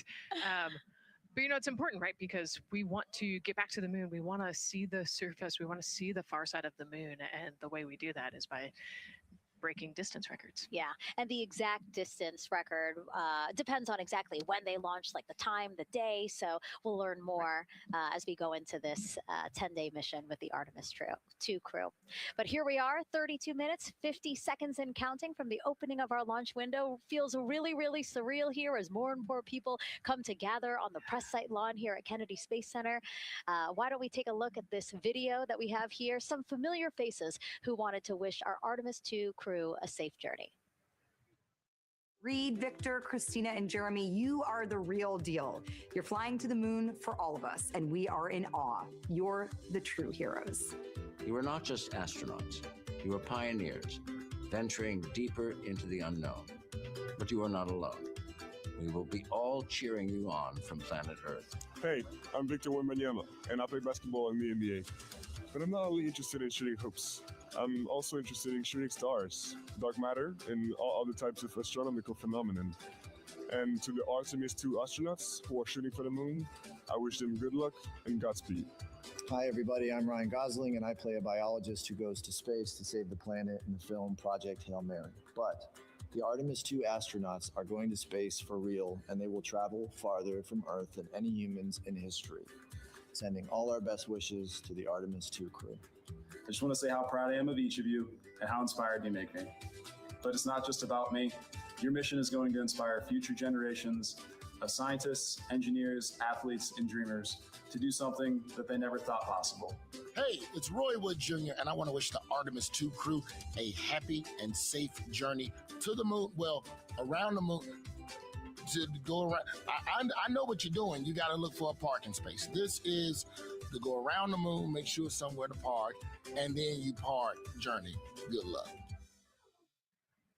It's actually a really good way to explain what how this mission builds. Again, we are hoping to land astronauts on the surface of the moon in maybe 2 years. So yes, we are looking around the moon on this lunar flyby mission to see where we might park. Thank you, Roy Wood Jr. Okay, and as we look at this live view of the rocket on the pad, there is a spectacular place here at Kennedy Space Center to watch launch from, and that's the Banana Creek viewing area. Why don't we go back there where the crowd is excited, and Leah has the best assignment ever, talking to people who are super excited about being here for Artemis II. Oh my gosh, Megan, you talk about the excitement being palpable. I'm telling you, everybody here on pins and needles as we get just about half an hour away from launch. I've been walking around talking to people, and I'm just struck again and again by how many people are here from across the agency. I want to introduce you to just a small portion of the people across NASA who have been supporting this mission. Patty Ortiz, NASA Armstrong Flight Research Center, Orion Program. Orion. Kathy Graves, Glenn Research Center, Office of STEM Engagement. David Alexander, NASA Glenn Research Center, Office of STEM Engagement. Jennifer Becerra, Johnson Space Center, the Office of STEM Engagement. Here we go, right back here. Where are you from? I'm from NASA Glenn Research Center, Joseph Panakitis. Joseph, here we go. Wes Furman from APL. Maria Arredondo from Headquarters, Next Gen STEM. Mark Robinson, Stennis Space Center, Commercial Space. Amira Flores, Armstrong, Office of the STEM Engagement. Molly Kearns, NASA Glenn, Space Communications and Navigation. Matthew Pierce, Goddard Institute for Space Studies in New York City. Here we go, and right over here. Lauren Ring, Ames Research Center, Data Integration. So we're coming together. We're one big NASA team, one big NASA family, and we have one major message before we launch tonight. Okay, guys, what are we going to say? 1, 2, 3.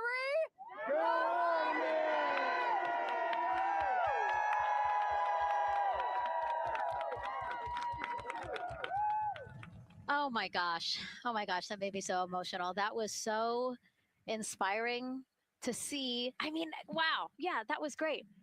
I mean, just to hear everybody say their position, what they're doing to support this mission is amazing. And I'm sure this was something that really rang true and resonated with NASA's Administrator Jared Isaacman, again, to see the workforce come together to do the work and then to be here for launch. So why don't we actually go over to him now with our Jasmine Hopkins at one of our other viewing locations. All right, Megan, thank you so much. The energy here on the balcony is honestly becoming electric as we get so close to launch. And now we are thrilled to welcome NASA Administrator Jared Isaacman. Jared, we're really entering a golden age of exploration. How will Artemis II set the pace for the coming years? Well, I mean, Artemis II is the opening act, right? This is the test mission. This is getting very comfortable with the SLS rocket, the Orion spacecraft. No humans have ever flown on this before, right? And we're going to put it through its paces. We'll go into Earth orbit for a little bit, make sure Orion's doing okay. And then we are sending them, right? We're going to send them farther into space than any humans might have gone before, 250,000 miles away. And it's going to set up for the subsequent missions. That's why we're going into the golden age of science and discovery right now, because you're going to see a moon rocket launch in 2027 when we do our testing with the lander. We're going to go for the landing on Artemis 4 in 2028. And in parallel, we're going to build the moon base, right? And that is going to be filled with science discovery and tech demonstrations that's going to support the enduring presence we're trying to create on the surface. Absolutely. So honestly, history-making years ahead of us, you know, with Artemis 3 and 4. But first is Artemis 2. What will be our single greatest takeaway from this mission? Well, I'll tell you, I mean, after ignition, to me, the moment that I'm going to be most excited for is splashdown. There's no question about that. Good shoots coming down off the West Coast. But look, I think the takeaway from this is gaining extreme comfort in the Orion spacecraft, right? I mean, this is very different than what we've done for more than a half century, right? I mean, the velocities that spacecraft is going to re-enter at, it's going to be new territory for us. We want to get our arms around that completely. So I would say the performance of SLS plus Orion is everything on this one. We want to make sure we do it in as a safe way as we possibly can, understanding what we are undertaking right here, bring our crew back, learn as much we can from the vehicle, set up for Artemis 3 in 2027. Right. And Administrator, we've actually had a pretty young audience today here, some kids running around the balcony. How do you hope Artemis 2 inspires that next generation?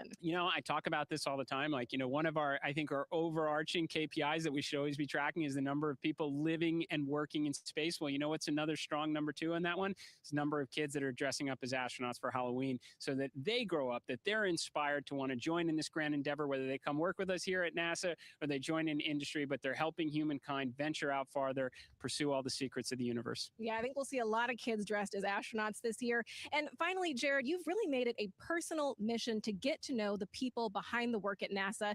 Do you have any final thoughts, any final words before today's history-making launch? Yeah, well, one, I want to express a lot of appreciation. I'll tell you what, the 4 astronauts on top of Artemis 2 know this. It takes an army to pull a mission together like this, right? Across all 10 of our centers, all of our commercial partners, the international partners that come together to make this possible. My sincere appreciation for everyone who is currently working the mission right now. So getting them ready for launch, that will be watching over them in mission control, recovering this crew when they splash down off the West Coast. I have complete trust and confidence in your abilities. And everybody else who's not directly working on Artemis 2, Artemis 3 is coming up next year. When this mobile launcher gets back in the VAB, we're going to start stacking. Wow, plenty of excitement ahead of us. Jared Isaacman, thank you so much for being here. Thank you. Thanks for being here. Of course. All right. And with that, let's get back to the countdown with NASA's Megan Cruz.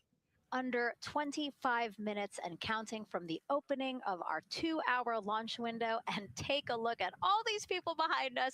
I literally, every moment I turn around and I see the clock, I am like, oh, wow. Oh, wow. There are more people and less time. Yes, exactly, which is a great problem to have. Yes. Now, this first crewed test flight of NASA's Artemis program coincides with the 250th anniversary of our country's founders signing the Declaration of Independence. Exploration is a part of America's DNA, and it continues now with our return to the moon. 250 years ago, 13 colonies laid the foundation for the greatest and most enduring democracy in the history of the world.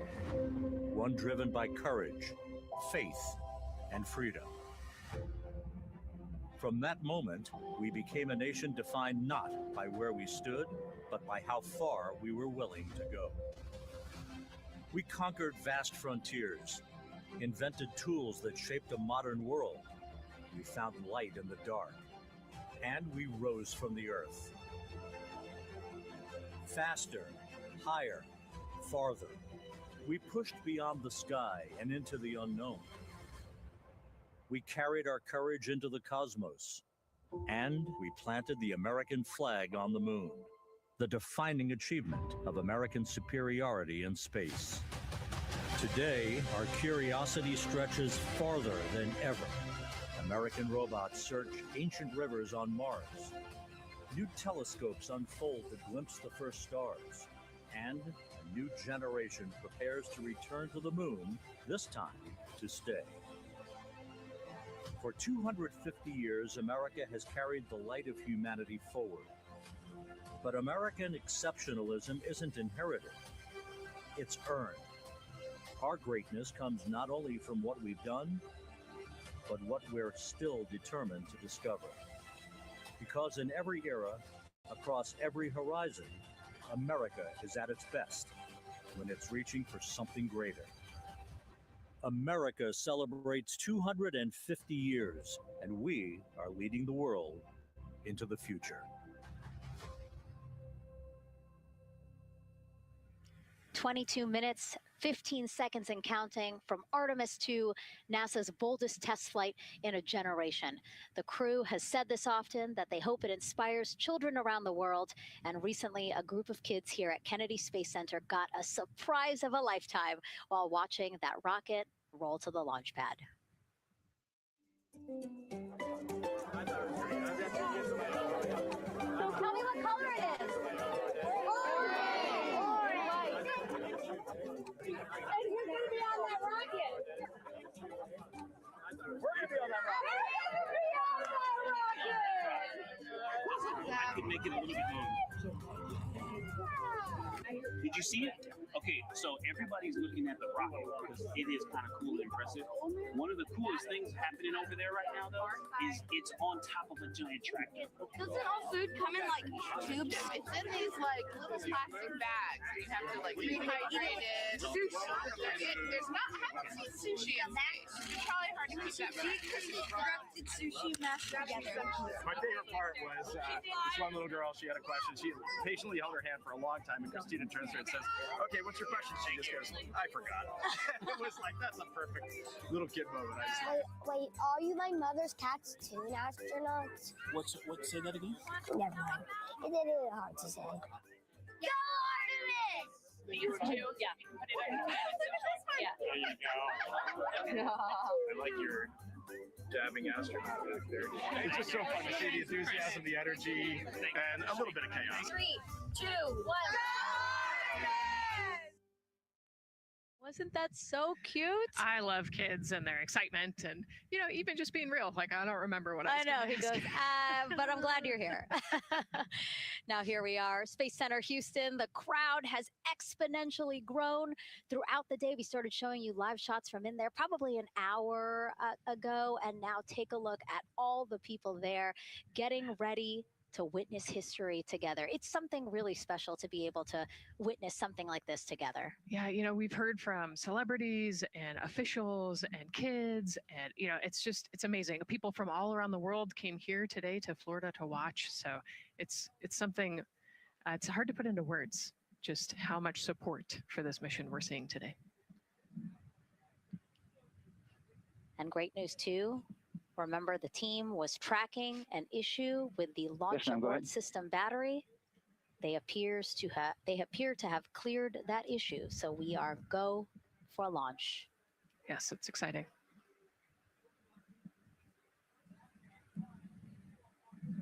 U.S. Space and Rocket Center here, Huntsville, Alabama, waving to the Artemis II crew sitting right there inside Orion.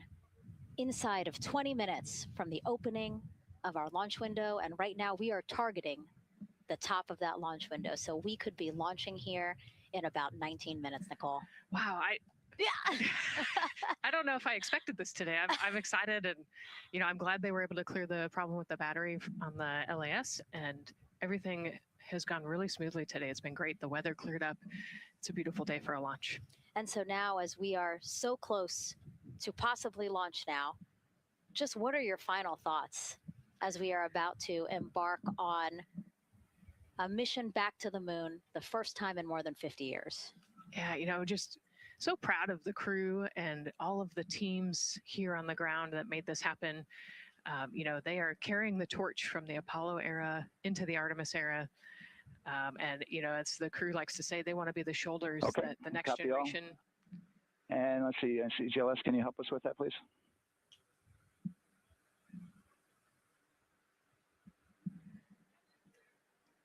They want to be the crew wants to be the shoulders that the next generation can climb on. 001. You know, I think it's in their patch. We're going for all. It's in the name of their capsule, integrity, representing humility and the professionalism of everyone that got them there today. So proud of them. We love them. We're excited for them, and we cannot wait to see what they see.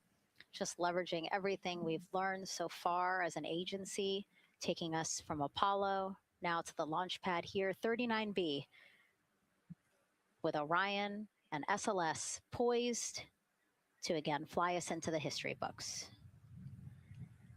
And before we leave you now here at the host desk to get back into operations, we just wanted to answer one question for you guys. We asked you earlier on today, what are you most excited for? And we asked you to go vote on Instagram and Twitch. Instagram, you guys said launch. Twitch, you guys said lunar flyby. So I think you guys will all be very excited since we are now about 17 minutes from the opening of our launch window today. And so with that, as we approach terminal count, let's send it back to Daryl Nail in firing room 1. Daryl. All right, thank you, Megan and Nicole. And just want to give you an update on the launch abort system that you just reported that they cleared. They believe, they're convinced this is an instrumentation failure. So There are 2 batteries on the LAS. The LAS, of course, and with the help of my 2-year-old son's model rocket, Daniel said I could use this, so it's okay. The LAS is right here. It's the tower above Orion. Orion capsule's inside of here. It's used to pull Orion off the rocket in case the rocket is something's going on with the rocket, either on the pad or in flight. 2 batteries are bad. Well, I'm sorry, one of the 2 batteries reported an out-of-family temperature, and it was very much out of family. And so they checked their data going back into the vehicle assembly building where they recharged the batteries and worked on them. And they have good, solid data, they reported, that tells them that this is an instrumentation failure, that there's something wrong with the sensor. And so they took it before the mission management team, which has to accept the risk, any changes to launch commit criteria, which this would be one, and they all fully accepted it. So now we are clear as far as that constraint is concerned. And one quick thing as we count down now, we are getting into the final minutes before liftoff. There's a 2-hour window. We haven't quite set the T0 yet, but this is a list of the cutouts. There are 150 cutouts that are included for this 2-hour launch window. And that's important. They're in very small print. That's important because there's basically 16 minutes inside this window that they cannot launch. And these are because of small things flying in orbit. There's a lot more things in orbit than there were back in Artemis I when we had 35 to 40 cutouts. For that reason, because of these 156 cutouts, they're going to be managing the launch window as we go forward. So they may have to wait out one of these cutouts. They range in time between 2 seconds to 23 seconds, but you'll hear the NASA test director talk through that. We're getting ready to merge that loop from NASA test director Jeff Spaulding.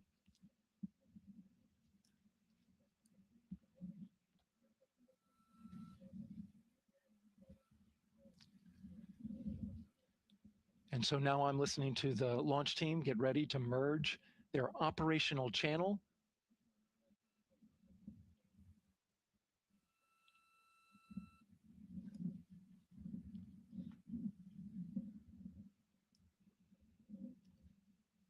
We're now entering one of the most consequential phases of launch day, and that's terminal count, the final 10 minutes. And OTC, NTD, N212 for comm check? Good, comm. How me? I hear the same. STC? 2. GTC? GTC is on 212. All right, copy that. NASA Test Director Jeff Spaulding confirming communications with his team.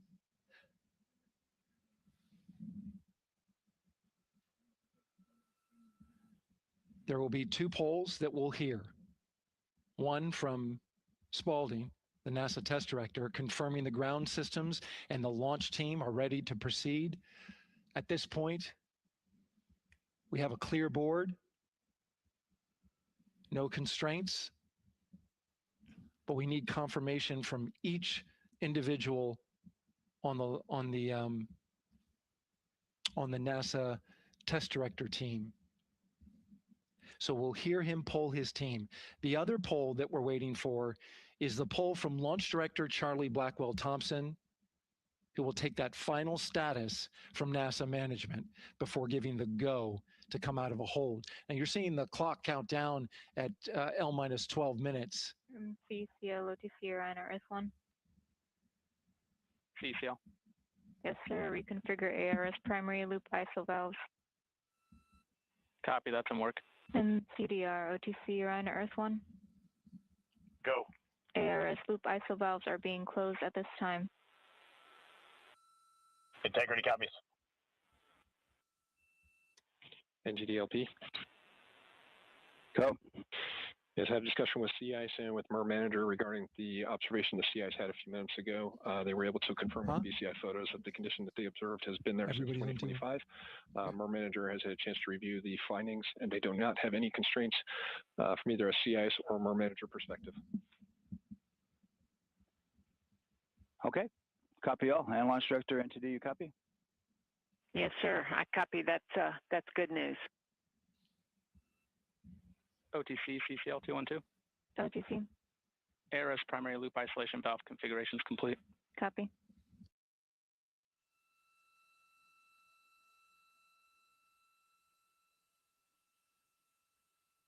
And CGLS NTD cancel pending, please. GLS copies, and that's complete. All right, and for all personnel, we got a little bit more work to do before we pick up the clock, and we're about a little over a minute from getting to T-minus 10 minutes, but we've canceled the resume time there, and then we'll pick it up after we get through all of our work and anything else that we need to do to get through the remainder of counts. So we'll continue working that to get to our T0 today. So when we get to about 50 seconds from now, we'll extend that hold. CVSE OTC. CVSE 400-290, looking to verify that we are configured for ascent. Yep, give me about 2 more minutes. I'm going to start CMA2 streaming. Copy. NTD COSE hold requested. Copy that. I have an LCC violation of O-CT-004, S-band transponder anomaly.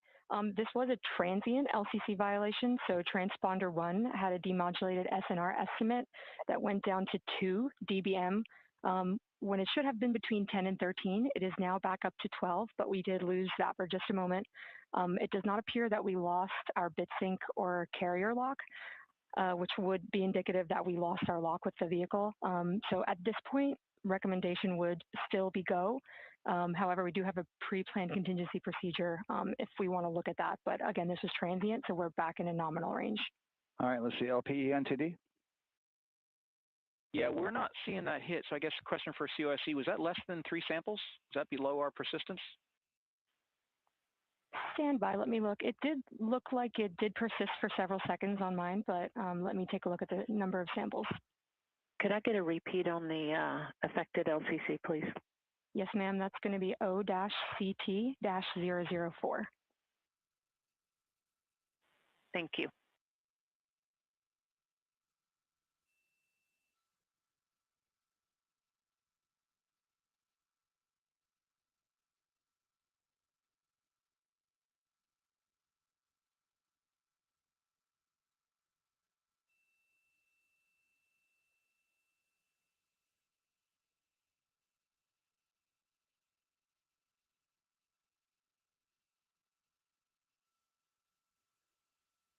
Yeah, us taking a look at the data right here, looks like that was a single sample.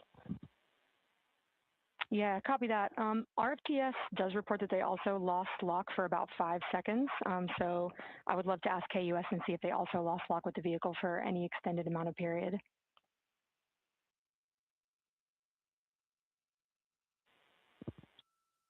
And COSE, while we're doing that, these are 1/10 hertz measurements, correct? So we would have had to lose it for over 10 seconds to get a second sample? Yes, sir, that's correct. It is 1/10 hertz. Yeah, so from our perspective, the allowance is effectively up to 30 seconds, up to 3 samples based on the 1/10 hertz. This is not an LCC violation, I believe. Yes, sir, I would agree with that at this point. Copy that. We're checking with KUS on 232. I don't think they have 212 access. We're trying to verify, but it sounds like they have a loss of lock as well. About 2 seconds. Okay. And I guess for both KUS and COSE, do we have lock now? That's affirmed. We do have lock for COSE.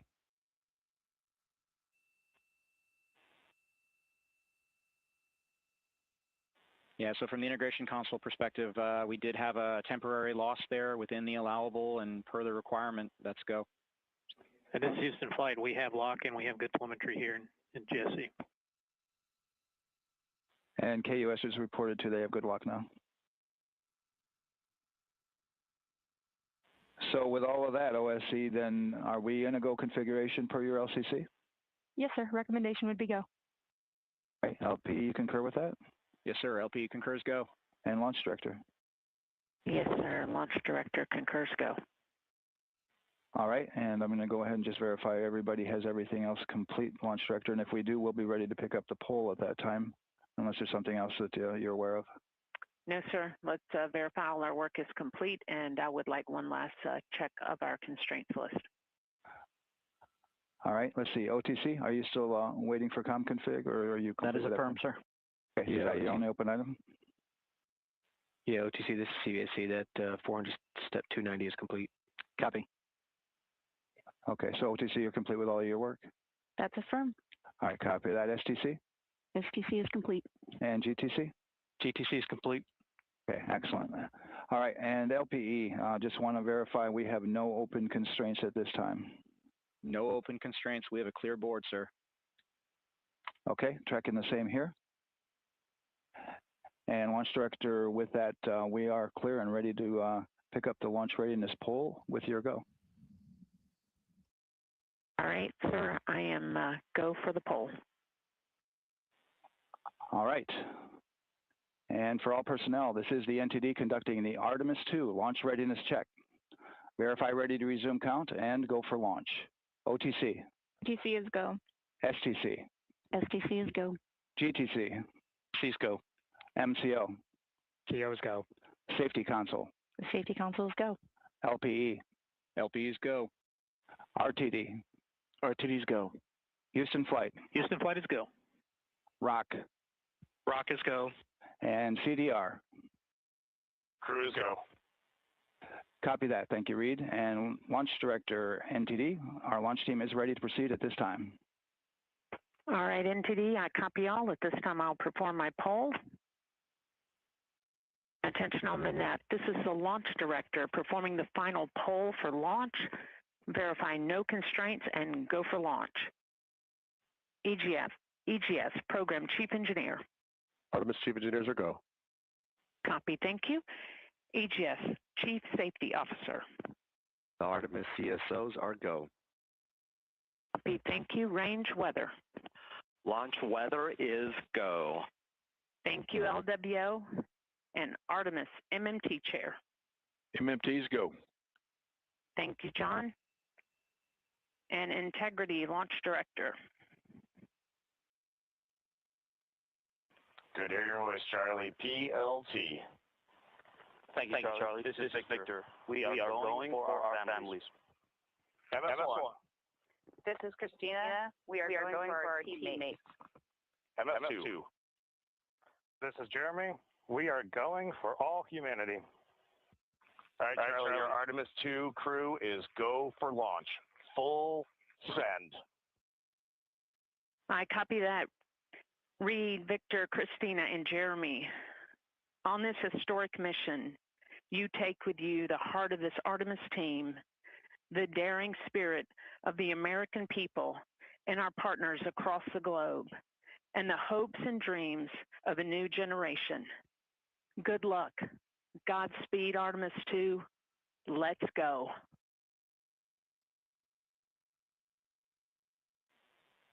And into the Launch Director. Go ahead, Launch Director. Yes, sir. You have a go to proceed with countdown. Copy that. I'll put it in work. CDR, NTD. Go. Your risers and initiate short purge per your EPROC 10.1.1, steps 8 and 9. 10.1.1, 8 and 9 going to work. Copy. CVSC NTD, start and verify recordings of our Orion cameras. Copy. Okay. Well, there you heard it. RSR NTD. RSR. They're getting ready to start terminal count. arm rotation enable at this time, please. It's currently at T-minus 10 minutes. Once we wrap up this last bit of work, SNA arm rotation enable complete. we're going to start that clock. Copy that. Thank you. Integrity crew, close and lock visors.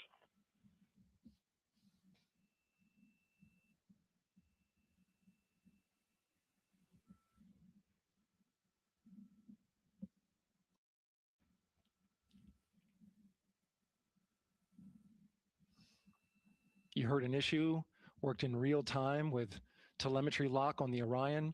It was transitory. It was very short. They checked the data, confirmed that they had a good lock This was with the S-band transmitter on the Orion. Worked through that issue, looked at the data, and cleared it. All with the world watching. Impressive work by the launch team. So we have a 2-hour window, which starts in just a few minutes at 6:24 p.m. Eastern Time and goes until 8:24 p.m. Eastern Time. And ECL NTD will be waiting for your verification on the short purge. ECL copies.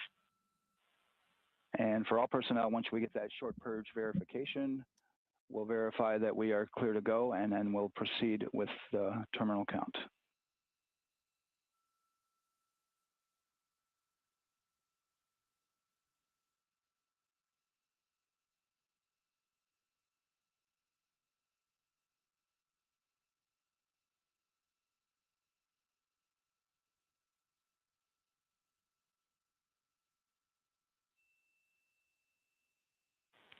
ECL time estimate? About a minute. Copy.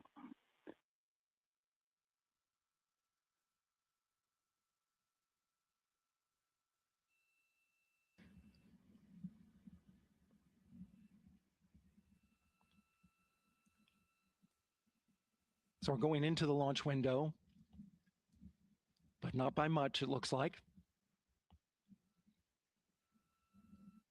Just wrapping up some final work. And once that's completed, you'll hear NASA Test Director Jeff Spaulding ask for the ground launch sequencer operator to go ahead and start the clock. The ground launch sequencer is an application software. It runs on top of the launch control system in the firing room, acts like a conductor of an orchestra, executing hundreds of commands in precise order and timing. It's all autonomous. NTD CCL 212, short purge initiation is verified. All right, copy that, and we're verifying our constraints.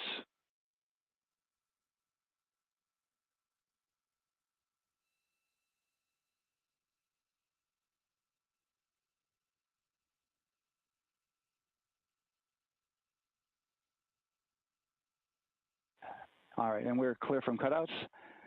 And with that, we're going to resume the clock momentarily. And CGLS, you can resume the clock on your mark. GLS copies. 3, 2, 1, mark. GLS mainline has been initiated. T-minus 10 minutes and counting.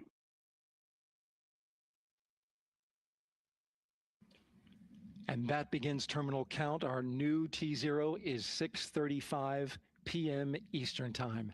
6:35 p.m. Eastern Time. We are now counting down to liftoff of Artemis II.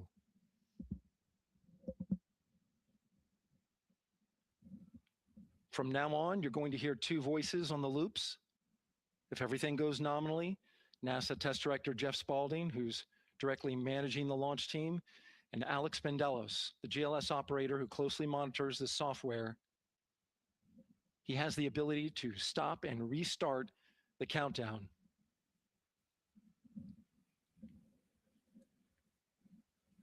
A lot of people ask about whether there's a launch button. There certainly is not. Flight and rock, our new T0 is 22, 35, 12. Houston flight copies. Rock copies. 22, 35, 12. Affirm. There you heard confirmation of the exact T0, 6:35 and 12 seconds p.m. Eastern Time. Again, our T0 is 6:35 and 12 seconds p.m. Eastern Time. But as I was saying, there's no launch button. This is autonomous. But there is a button that keeps you from launching, and that button allows the GLS operator to pause the countdown outside of terminal count and during terminal count and submit a hold to the next holding point. So the clock won't stop right away. If there's an issue, we'll go to the next stable holding point. This is how GLS configures the rocket and ground systems to a stable point where they can stop the countdown if that's needed. But right now, we are counting down. Our next big milestone, looking to retract the crew access arm. GLS is go for crew access arm retract. And there you see the crew access arm moving away.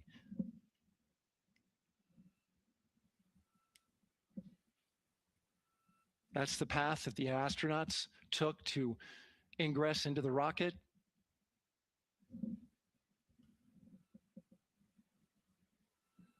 Until this point, that was their way off the pad if they needed to evacuate. But now with that arm retracting, the backup transitions to a launch abort system. And they'll begin arming that shortly.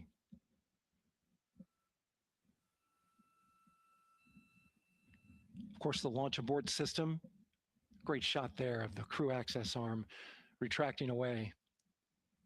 The launch abort system is the tower at the top, and that's what would pull Orion and its crew off the top of the rocket in case of an emergency, whether it's on the ground or in flight. This is critical safety hardware that protects the lives of the astronauts.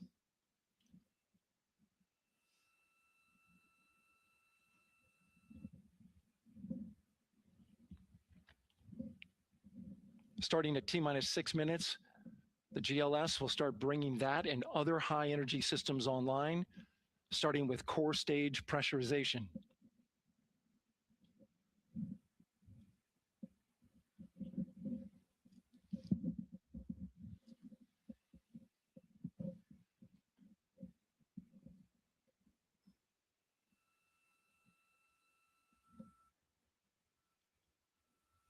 Weather is 90% go, the range is go, all systems are go.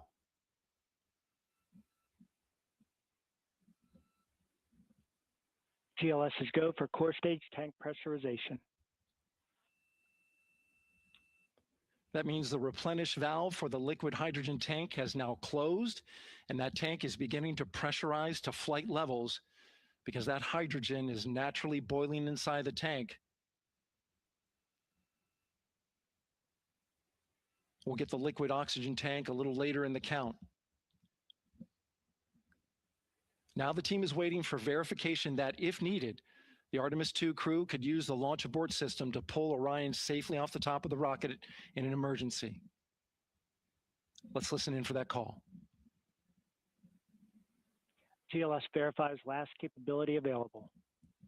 And CDR, do you copy? CDR copies, last available. That's great news, and you heard the NTD verify that with the commander of the mission. GLS is go for FTS arm. Now work is being done to arm the flight termination system. This is so the range safety can send a flight termination command if the rocket flies too far off track. There's a brief built-in delay, so the launch abort system has time to pull the astronauts to safety first. GLS is go for LH2 high flow bleed check. All right, the high flow bleed check. That's so the cryo team gets verification that the RS-25 engines, all 4 of them, are in the proper temperature range for launch.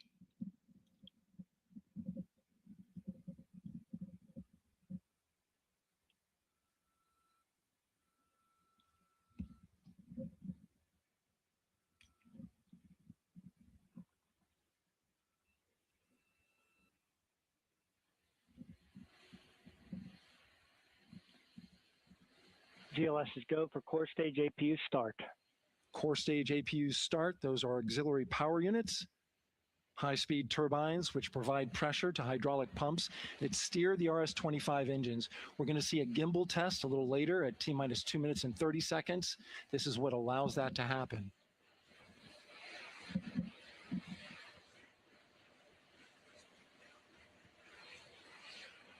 Coming up in about 20 seconds.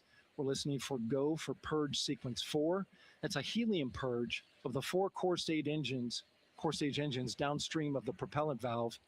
This gets all the air and moisture out of there.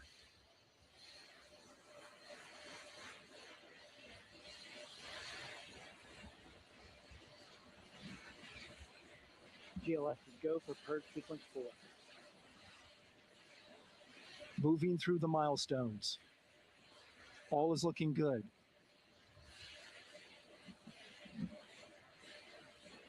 Coming up In just a few seconds, we're going to get that thrust vector control actuator test. This is a gimbaling of the engines.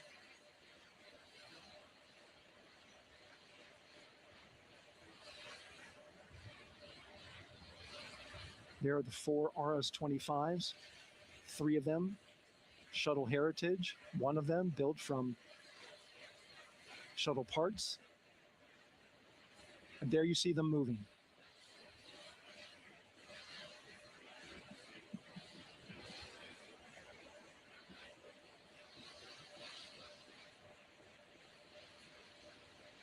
Now we're going to start moving the power from both the upper stage and the lower stage of the rocket to internal, taking ground power away and now going to battery power. GLS is go for upper stage to internal power. All right, power is removed from the rocket's upper stage, the ICPS, and it's been switched to battery. Same milestone for the lower core stage coming up at T-minus 1 minute and 30 seconds. Right now, the 4-person Artemis II crew is 248,000 miles away from the moon. And if all goes well, they will fly by it in 6 days. GLS is go for core stage to internal power. All right, there's the rocket's core stage, which houses 3 flight computers, is now on its own power. There's no more hold time because there's no more margin on these batteries. So we would have to recycle back to T-minus 10 to recharge if we had a hold.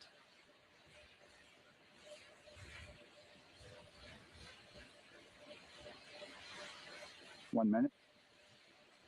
Right now, the rocket does not know what the T0 is, but coming up at T-minus 33 seconds, control shifts from the ground launch sequencer to the rocket's onboard autonomous launch sequencer, or ALS. The rocket will count itself down, but honor any holds that could come from the ground. Now, shortly after liftoff, Houston will take control of the rocket, and my colleague Gary Jordan will take over commentary. GLS go for ALS. Great call out. The rocket is on its own. 4 brave explorers ready to ride the most powerful rocket NASA has ever launched. Sound suppression water is flowing. 15. And here we go. 10, 9, 8, 7. RS-25 engines lit. 4, 3, 2, 1. Booster ignition. And liftoff. The crew of Artemis II now bound for the moon. Humanity's next great voyage begins. Good roll pitch. Roger, roll pitch. Houston now controlling the flight of integrity on the Artemis II mission around the moon. Integrity, AMT high. AMT high. On time passing 30 seconds into the flights. Integrity passes the alternate beacon. Target milestone. Mission Control Houston seeing good performance on 4 main engines. Space Launch System core stage. Integrity, 3 miles in altitude. Traveling more than 1,200 miles per hour.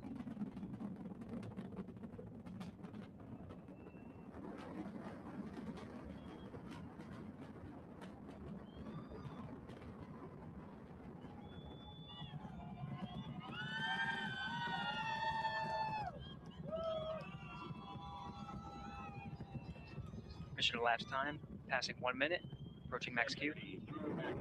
On, Ponce de Leon. Stan, we have you loud and clear on Ponce de Leon. Have you the same?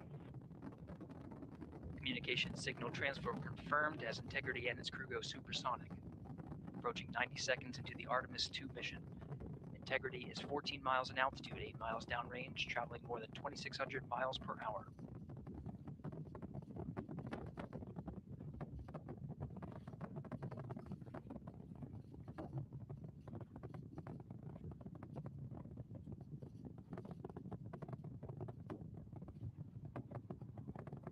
One minute 50 seconds of mission elapsed time, standing by for main engine throttle down to 85%, ahead of solid rocket booster separation expected at the 2 minute 9 second mark. We see throttle down.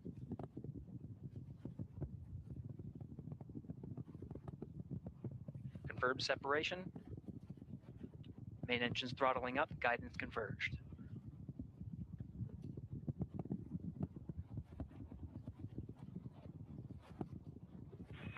Integrity, guidance converged, performance nominal, upper stage RCS ready. Copy all, Stan. Integrity, SM priming complete. SM priming complete. 2 minutes 45 seconds of mission elapsed time into the Artemis II mission. Thrusters on Integrity and upper stage confirmed in a ready state ahead of service module fairing separation.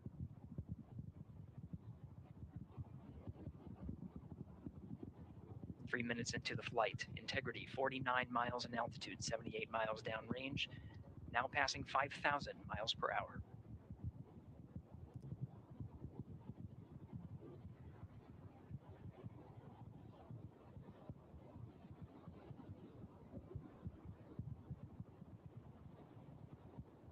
Standing by for launch abort system jettison.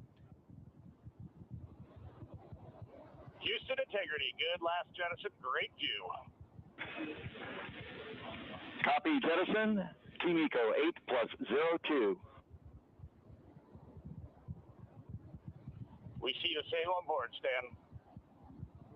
And Houston has you loud and clear on TDRS at the Kármán line. Outstanding, Stan, we have you the same. 3 minutes 50 seconds into the flight of Artemis II, Wiseman, Glover, Koch, and Hansen cross the boundary to space with good comm checks. GPS signals acquired after last jettison now working on internal checks to verify accuracy. Flight Dynamics Officer analyzed the time of main engine cutoff, confirmed at 8 minutes 2 seconds, time of MECO.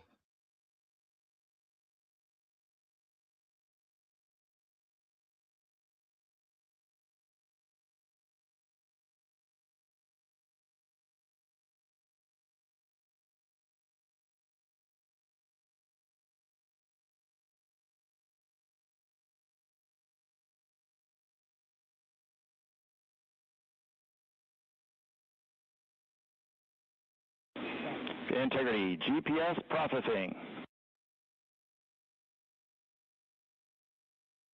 Outstanding, Stan. We see the same, and we have a beautiful moonrise. We're headed right at it.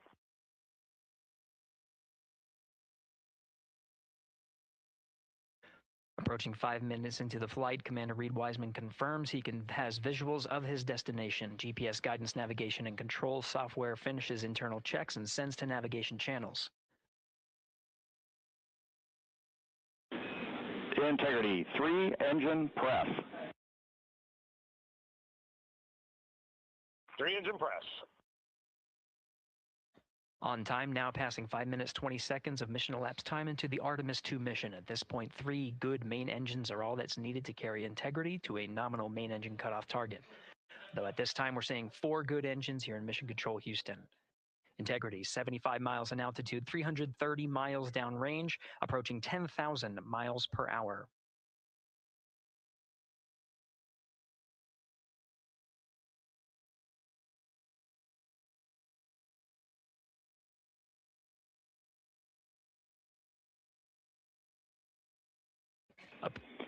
Integrity, looking good at 6 minutes.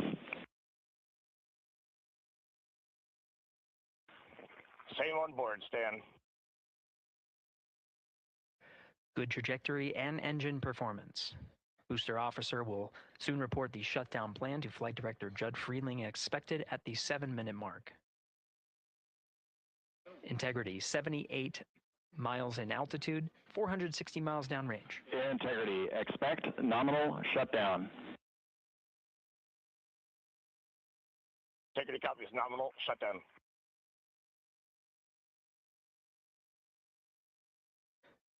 Six minutes 40 seconds of mission elapsed time. Shutdown plan is as expected. Again, the time of MECO was confirmed at 8 minutes 2 seconds into the flight.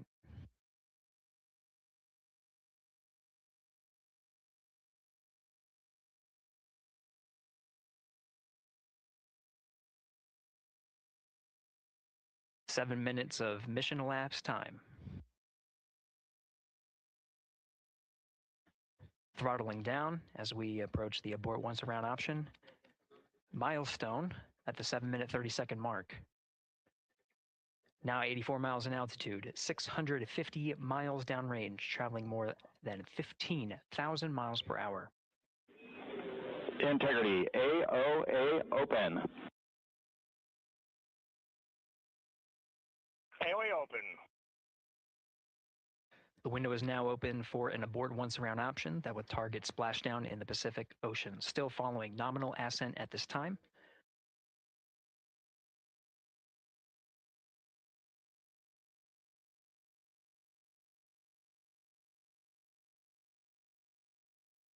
About 10 seconds remaining until the main engine cutoff of the Space Launch System core stage. Standing by for confirmation of MECO and core stage separation.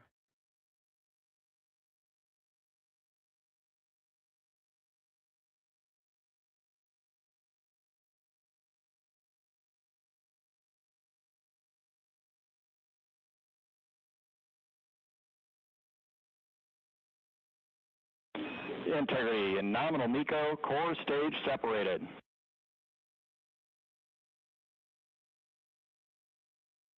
We see the same on board, Stan.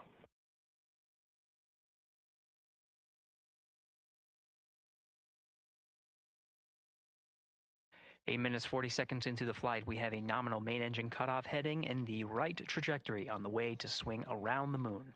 Core stage has separated, done its job. The Space Launch System upper stage, the Inner Rim Cryogenic Propulsion Stage, or ICPS, still attached to the Orion spacecraft.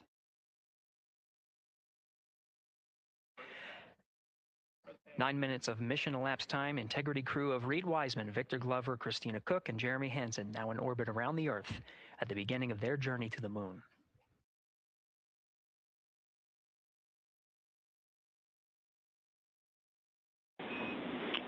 Integrity Houston, looking ahead to PRM numbers so far per the pad.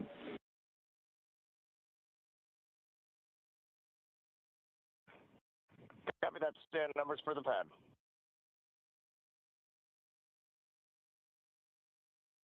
Capcom Stan Loves now reminding the crew that the perigee raise maneuver time of ignition is as expected prior to booster ignition. That time being 49 minutes, 50 seconds of mission elapsed time.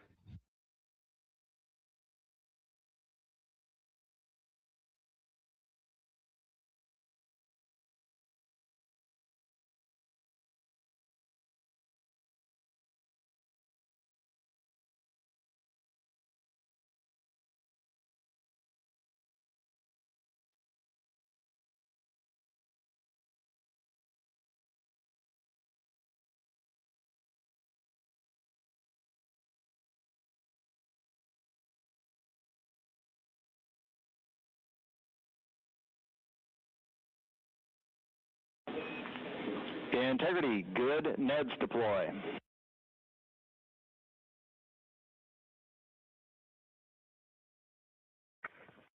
Copy that, Stan. Good, Neds.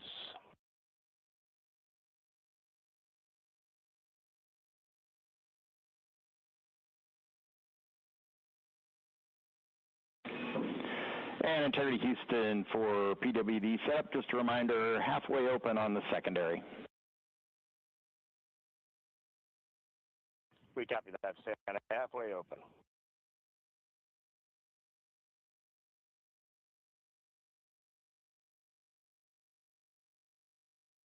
Passing 11 minutes of mission elapsed time. Here, overhearing the conversation between Capcom Stan Love and Commander Reid Wiseman, already passing some milestones. We have a good nozzle extension deployment system. That is confirmed. Complete. We also have the visors are confirmed up, now past the dynamic phase of flight, that is ascent. Their launch and entry suits that provided them an extra layer of protection. Now not as needed. They're going to raise those visors. And later in today's mission, they will begin to egress or get out of the suits to begin some of their initial tasks of activating some of the systems aboard in the Integrity spacecraft. It's passing 12 minutes of mission elapsed time. Again, the perigee raise maneuver that's targeted near 50 minutes of mission elapsed time, 49 minutes, 50 seconds. That's what the crew is going to be working towards. The Commander Reid Wiseman, pilot Victor Glover will focus on preparing for that milestone. In the meantime, mission specialist Christina Koch and Jeremy Hansen will start some of the activation of environmental control life support systems. You may hear confirmation of their activation over the Orion to Earth communication network.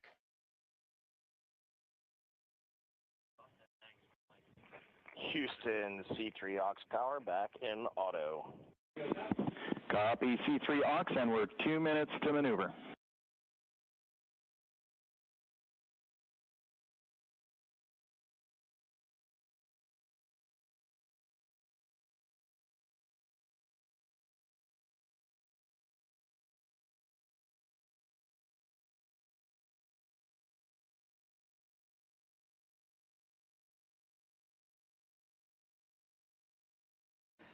"13 minutes and 30 seconds of mission elapsed time. We're going to continue to follow the crew of the Artemis II mission. They are beginning their journey around the moon to verify the systems that will take us to its surface. An incredible ascent. Artemis II is underway. Reid Wiseman, Victor Glover, Christina Koch, and Jeremy Hansen begin their journey to the moon. Still milestones to come up as we await solar array deploy and the critical burns that will get Integrity into high Earth orbit around the Earth before engines are fired to get us around the moon. We'll keep tabs on Integrity and its crew from here in Mission Control Houston. But for now, we're going to send it back to you, Megan and Nicole at the Kennedy Space Center. Very jealous to hear how the launch experience was over on the Space Coast. Yeah, Gary, for people are just joining us, welcome back to the Space Coast, where we just saw Artemis II lift off 14 minutes ago. And wow, what an amazing launch, and an emotional one too. As soon as the rocket lifted off, Nicole, you had tears in your eyes, I had tears in my eyes, and we had all these people around us cheering. It was amazing. Yeah, the energy was wonderful. I mean, it was a beautiful launch. You know, we've got 4 friends and family members headed to the moon. It's pretty amazing. Yeah. How does that make you feel as someone who, you know, is an astronaut as well, but also, as you said, friends? Yeah, so just so proud of them. You know, man, we don't have the words in the English language to describe this kind of an event, and pride, love, so many emotions. You know, they are truly breaking some barriers, and hopefully, you know, as Gary just said, they've got a long day ahead of them, so wishing them well on everything. But so far, what a beautiful launch to watch. Yeah, to be returning to the lunar orbit in more than 50 years. Maybe they go farther from Earth than any other humans before them. Maybe they see parts of the moon that we've never seen before. I mean, what a great start to what could be all of these milestones that we break in just a 10-day mission. Yes, what a way to welcome in the Artemis generation.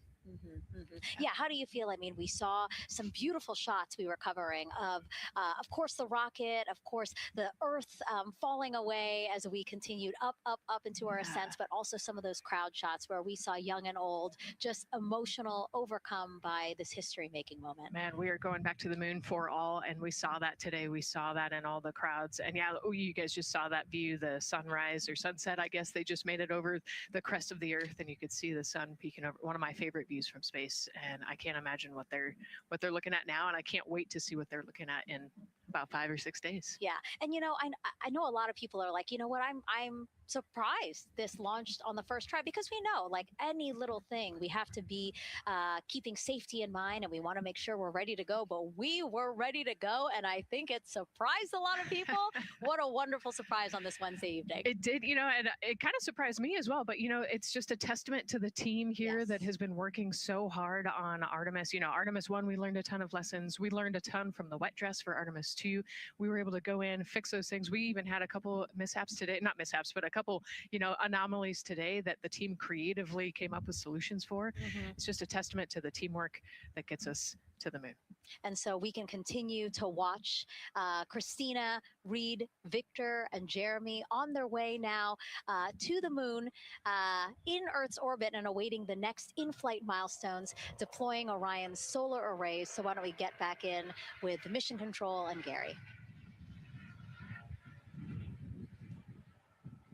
Hey, thank you, Megan. Again, we're following along in the action. It is a long day. They have a number of procedures they need to get to immediately in their timeline. And Integrity Houston, crosstie is on board per the ETSI-DEM. We copy Houston, thank you.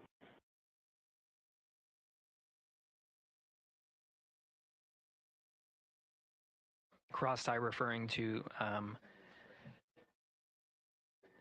flight controllers here initiating a connection between some of the batteries aboard the Orion spacecraft, allowing for an even distribution of power. This is the flight control teams that took us through ascent of the Artemis II mission today. Right now we're, as you see, passing 18 minutes of mission elapsed time. The Orion spacecraft integrity and the interim cryogenic propulsion system are maneuvering tail to sun. It is in this orientation, this attitude. Integrity, any words on that momentary prop caution?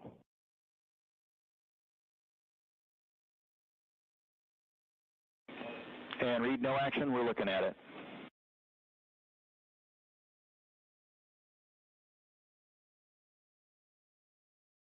Commander Reid Wiseman verifying what is being routed to his displays aboard integrity. Propulsion engineer confirming that no action is needed at this time. They're pressing through with their nominal procedures to prepare for the perigee raise maneuver. And of course, the solar array wing deploy ahead of that. The solar wing deploy is a critical milestone. We'll continue to have our coverage follow the mission until that deployment. A successful launch is just the beginning. The deployment of the solar arrays and successful confirmation that those solar array wings are drawing power is a significant milestone and says to the flight control teams that we will continue on today's mission. Power needs to be drawn to continue through some of the next milestones. Until then, the AOA open option that was called up upon ascent, the aboard once around, is the current option, and aboard to orbit option ATO will be switched to a preferred mode at the time that the solar array wings are deployed and latched. It gives the flight control teams a little bit more flexibility. Integrity Houston, update on TDRS handover for your pad.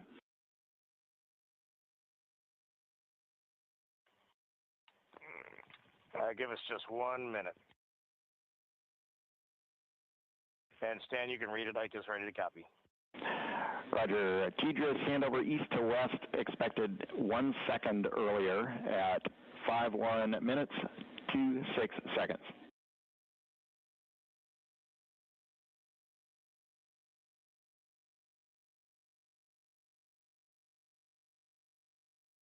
All right, Stan, we copy 1 second earlier for 5126 TDRS east to west, and saws are starting to deploy. Thermal knives are firing. We concur. Thanks for the report.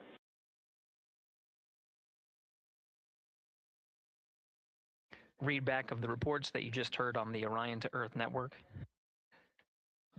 Integrity has maneuvered tail to sun. The RL-10 nozzle on the end of the ICPS is pointed towards the sun, and the solar array deployment sequence has begun. With the deployment confirmed, it'll be several minutes until they are what is called in a latched position. Once they are latched and confirmed to be drawing power, they can switch the mode to ATO and continue along the mission. The teacher's handover at the pad, that message meant the crew was provided some preliminary numbers of when to expect handovers between the tracking and data relay satellites. Currently orbiting Earth at an altitude of 545 statute miles. above the Earth. They are in a near-Earth network communication system, the tracking and data relay satellites, geosynchronous satellites that are stationed about 23,000 miles above the Earth.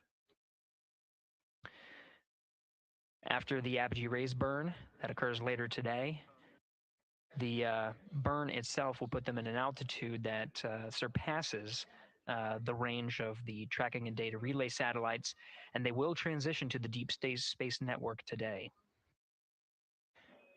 And integrity for prop messages, we see 2 temperature measurements right near the line. It's that momentary message you saw earlier. We're going to suppress those. It's CM helium heater 2 T1 and heater 1 T1. They're going suppressed. Integrity, thank you. We see the same.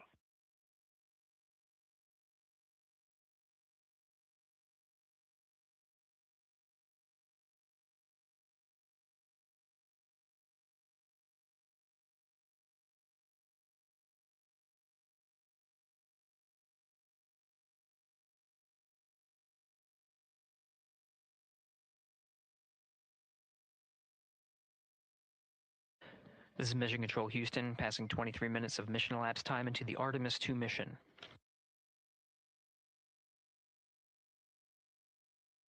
This is after a launch that began at 5:35 and 12 seconds Central Time, 6:35 and 12 seconds p.m. Eastern Time.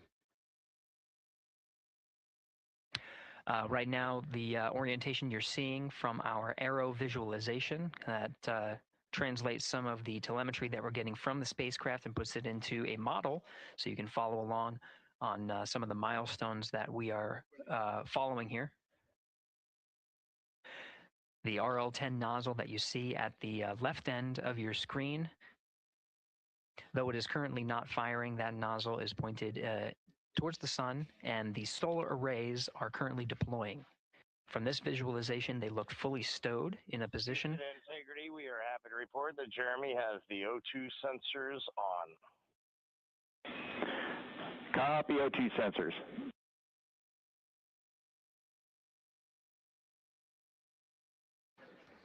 Again, Commander Reid Wiseman and pilot Victor Glover overseeing the deployment of the solar arrays. And we'll follow the attitude maneuver changes ahead of the first burn of the ICPS engine, the perigee raise maneuver. Integrity Houston, we see 4 saws deployed and latched, ready for ATO preferred. Yeah, we're almost there in the procedure stand, and we see the same thing.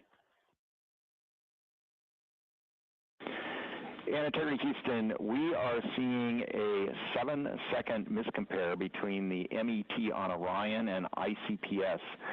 We'd like you to read us the MET from your center status bar and for the ICPS on StackSum.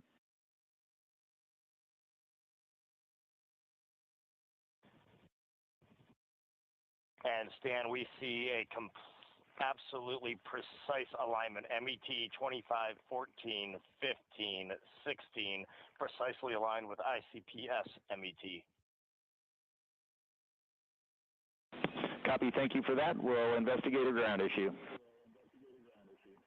And Houston Integrity, ATO preferred set. Copy, ATO preferred.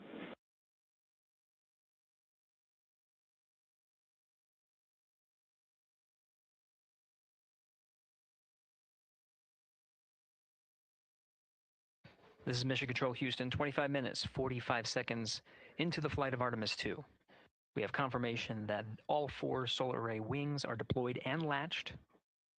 This is the configuration needed to switch to ATO preferred, which you did hear confirmed from pilot Victor Glover. That mode has been switched. There's also a discussion with Capcom Stan Love and Commander Reid Wiseman about the alignment of the MET clocks on the Orion spacecraft and the ICPS. Commander Reid Wiseman confirmed the clocks are in sync, no issues. They're going to investigate it on the ground. We're proceeding with today's mission. 26 minutes of mission elapsed time and counting.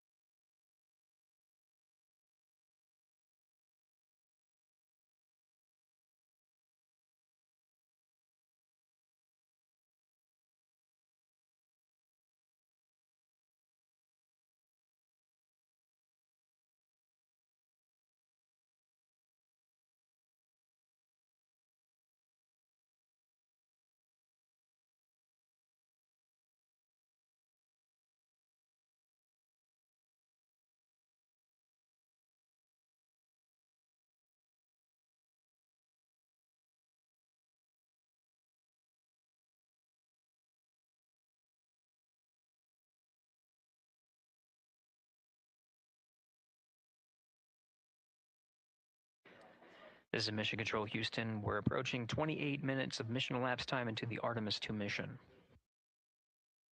At this point, we've had a successful liftoff from the pad at 5:35 p.m.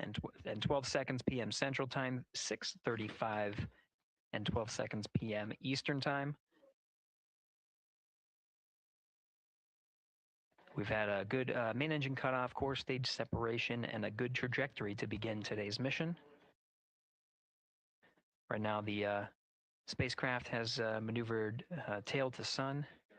We're standing by for another maneuver to maneuver into the burn attitude.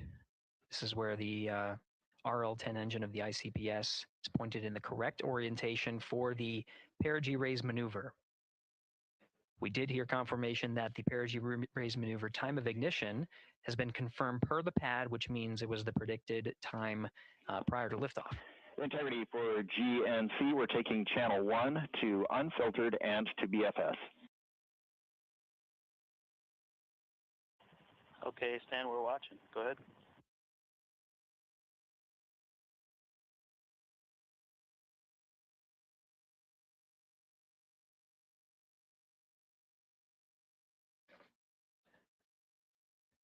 Capcom Stan Love reading up to the crew of Integrity. They will switch the navigation source from channel 1, standing by for confirmation that that switch has occurred. Pilot Victor Glover will receive confirmation when, and as at least watching to confirm that that switch has occurred. Again, the perigee raise maneuver that we're heading towards, not too long from now, we're actually inside 20 minutes at this time from the time of ignition of the perigee raise maneuver. We did have a successful deployment and launched of all 4 solar array wings. This is the configuration needed to commit to the perigee raise maneuver. Of course, flight controllers here in Mission Control Houston will continue to evaluate that everything is good before committing to that burn. The perigee raise maneuver does raise the perigee, the lowest point in the orbit, from 15 to 100 nautical miles. The 100 nautical mile mark is needed to continue in low Earth orbit and hit the target for the apogee raise burn. That will put them in a high Earth orbit for the remainder of the day and set them up for the right position to execute the translunar injection and head to the moon tomorrow. The burn duration of the perigee raise maneuver is 26 seconds. A relatively short burn, but it does raise the perigee and do the job to get into the correct position before firing that main engine on the ICPS. The pad had a TDRS handover. This is the tracking and data relay satellites. East to west, they are geosynchronous satellites that are positioned around the globe. And as Orion makes its way around the Earth right now, above the west coast of Africa, at an altitude of about 923 statute miles and counting.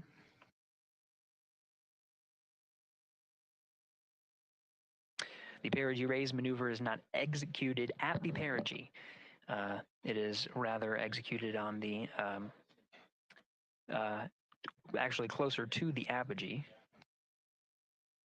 But what it does is it raises the perigee on the other end of the orbit to 100 nautical miles.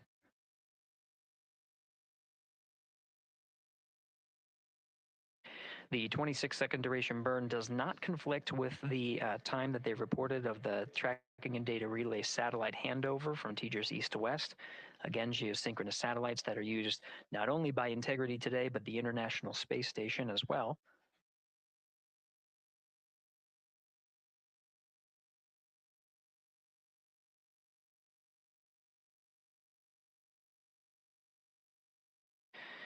That time of handover is 51 minutes, 26 seconds.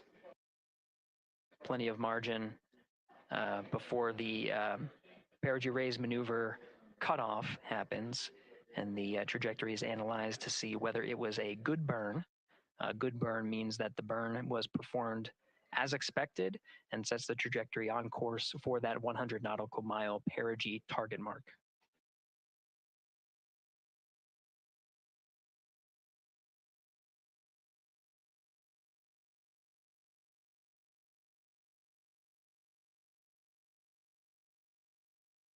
Again, for those sticking with us on NASA Plus and following along on our coverage, we will continue to follow and to cover the mission until, well, actually, we'll continue to cover the mission 24/7.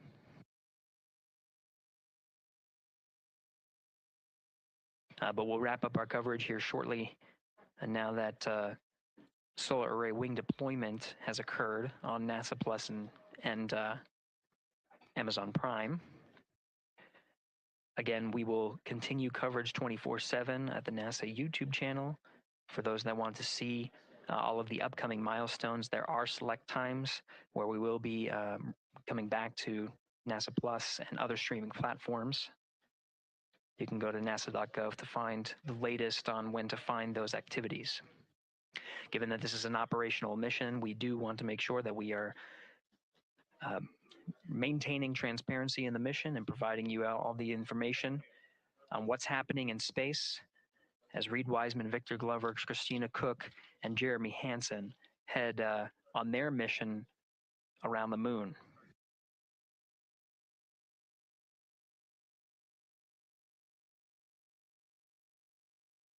Inside integrity at this time, again, the solar array wings have deployed. The integrity is maneuvering to its burn attitude ahead of the execution of the perigee raise maneuver.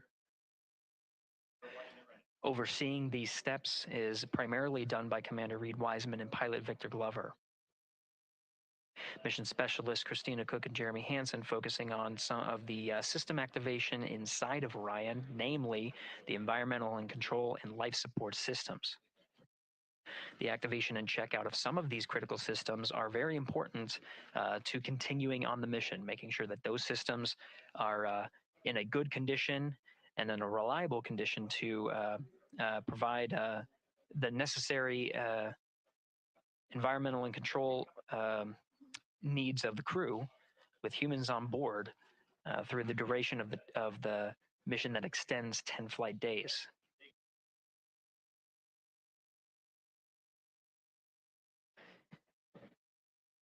Standing by for an update to the perigee raise maneuver time of ignition. Should be right up to the crew very shortly. Integrity Houston, updated PRM numbers when you're ready to copy. All right, Houston, we are ready to copy. TIG is 2 seconds earlier at 4 minutes, 48 seconds. TIGO unchanged at 26 seconds. 49, 48, TIGO 26.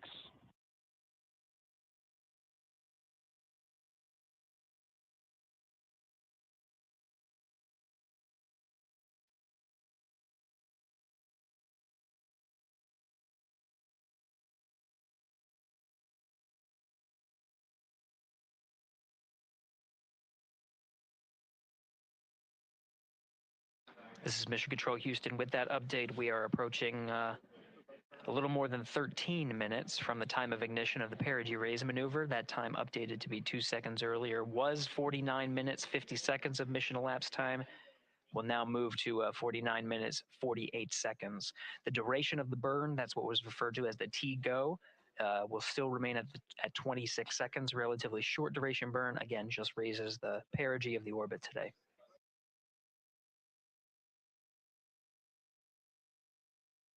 Making sure they hit the mark on that time of ignition is the primary concern of Commander Reid Wiseman and pilot Victor Glover. Mission specialist Christina Koch and Jeremy Hansen inside activating those environmental control and life support systems.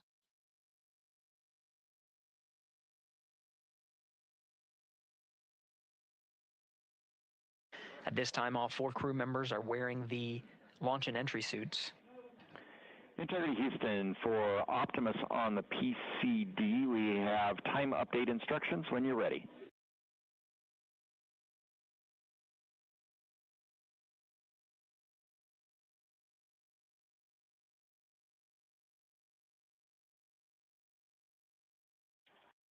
And Houston, Integrity, we copy.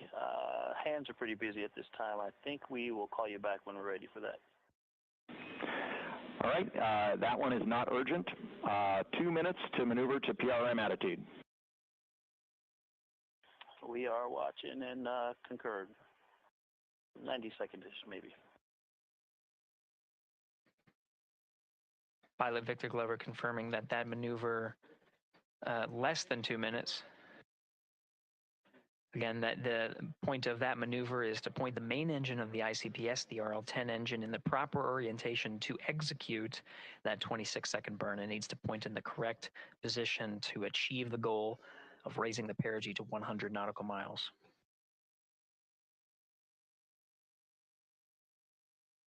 You heard some of the environmental control system activations over Orion to Earth. Jeremy Hansen activated the O2 sensors. They'll be measuring the cabin of Orion.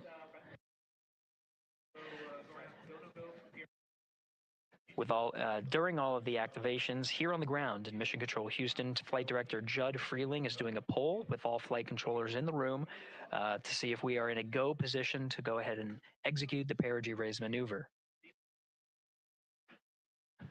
Once concluded, Stan Love will report it back up to the crew, and we'll stand by for that.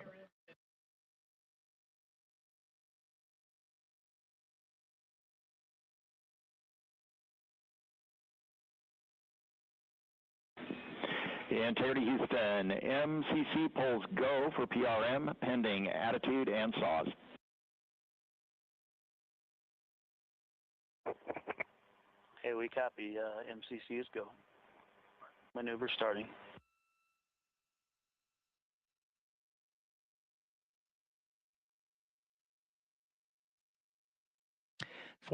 Minutes of mission elapsed time. The maneuver to the burn attitude has begun. The maneuver also is paired with reorientation of the solar array wings that have been deployed. They will have various positions throughout the duration of the flight. Of course, solar array is meant to maximize the draw of power from the sun. So when deployed, we're in a biased solar array wing configuration that was called solar normal. This allows for the greatest surface area of the solar array wings to be drawing power and powering up those batteries of integrity, of which a cross tie was enabled between the four batteries, the four battery buses that are inside of Orion. However, for the perigee raise maneuver, the solar array wings will be put into a position to take on the loads imparted by the ICPS main engine when they execute the 26-second burn. You can see in the animation here, the solar array wings are in motion and the attitude is being reconfigured to point the engine in the correct direction, those solar array wings being pointed forward.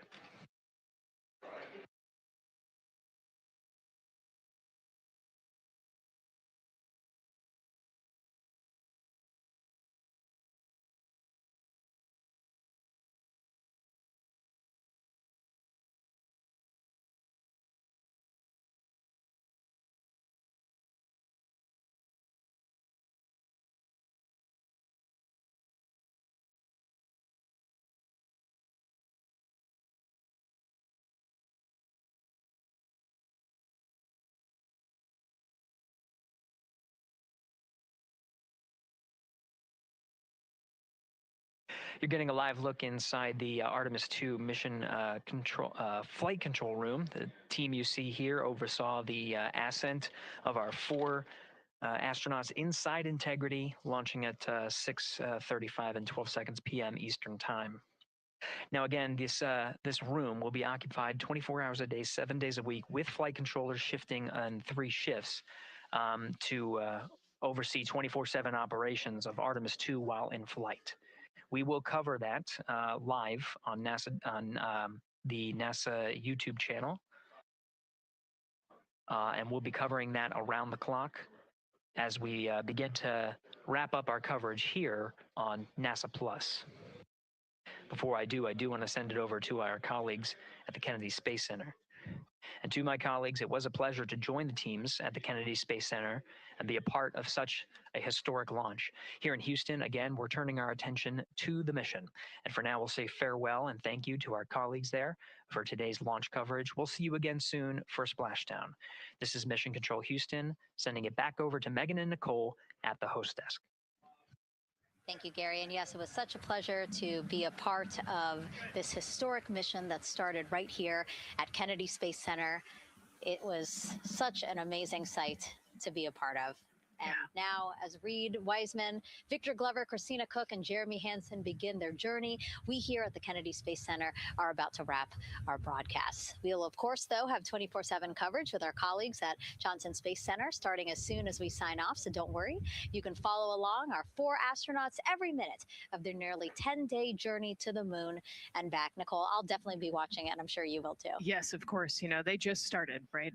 The launch was beautiful. This was a historic day. They're on their way back to the moon for the first time in over half a century, but they've got a lot of work ahead of them, and so we're excited to see what they have to do and excited to test out the Orion spacecraft. This is a test flight after all, and we're excited to see what we can learn from this mission. Very humbling, inspiring. It was really amazing to be a part of this, and I'm so glad that so many people joined along by either watching here in person or watching online. And of course, Nicole, thank you so much for sitting through this, answering questions, adding so much context and information that really brought a lot out of what we saw today. Oh man, I had a blast. You're a rock star. You're a professional. Gosh, this was great. You're great. So this was a wonderful day. Well, again, thank you so much. And thank you to you for watching at home. You know, tonight we didn't just launch a rocket. We launched the next chapter of human exploration. Our Artemis II crew now on their way back to the moon, and we're taking you with us. So thank you again for watching, and go Artemis II.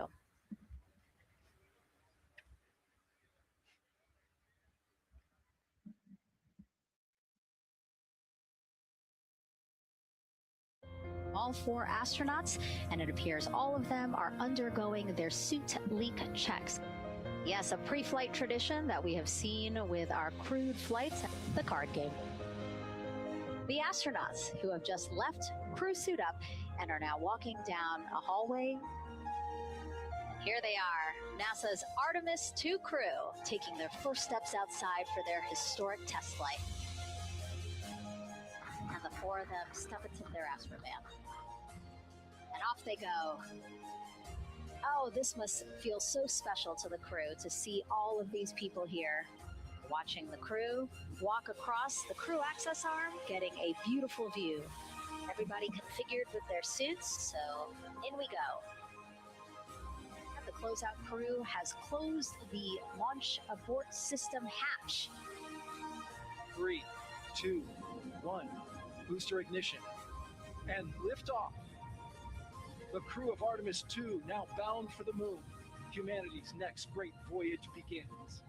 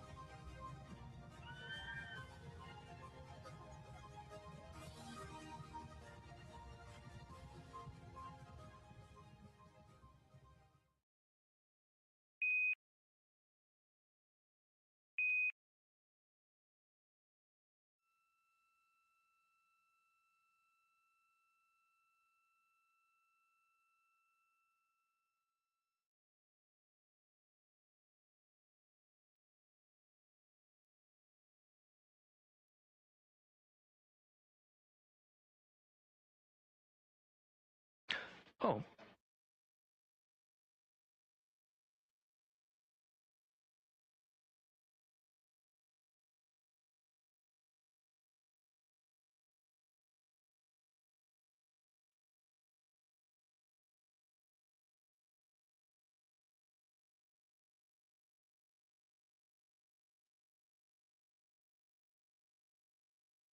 All right, this is Mission Control Houston. Welcome back for our 24/7 coverage of the Artemis II mission. At this time, we are a little more than 1 minute from the time of ignition of the perigee raise maneuver. At this time, the Orion spacecraft integrity has been maneuvered into the burn attitude, is pointed in the right direction, and the solar arrays are in the position to take on the loads imparted by the 26-second burn.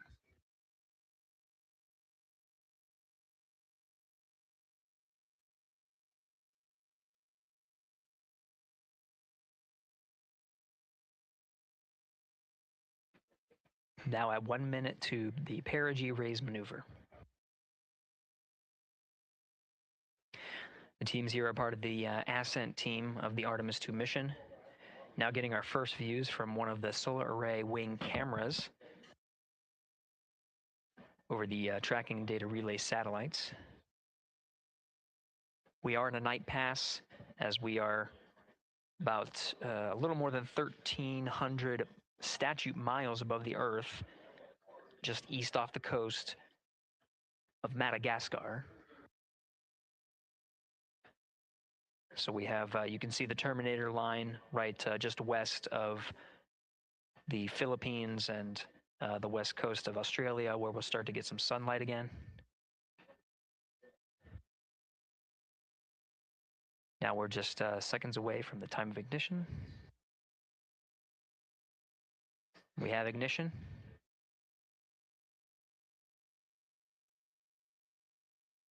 You can see the perigee raise maneuver from the main engine of the ICPS firing from the solar array wing. Standing by for confirmation of cutoff.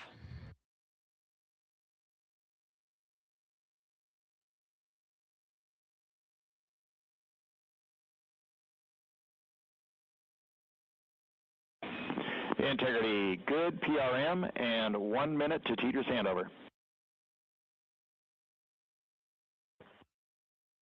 Copy that. We see the sable on board, and the sun is rising on integrity. Outstanding.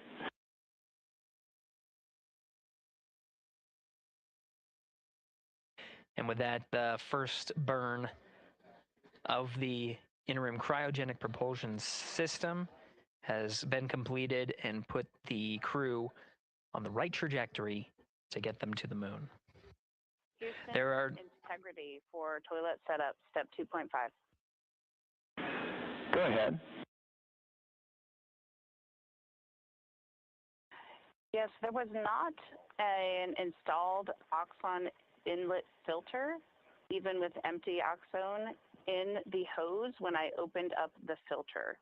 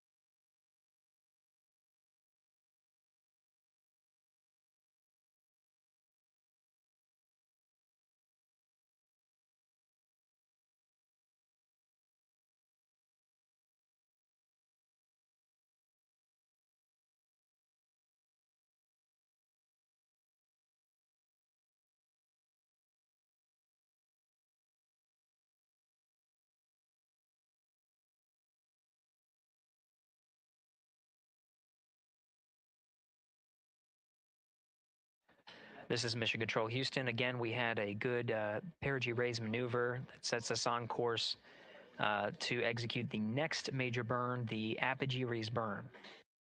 Now, the perigee raise maneuver just adjusts the orbit while we are in low Earth orbit, but the apogee raise burn is quite a significant burn, just shy of 18 minutes long.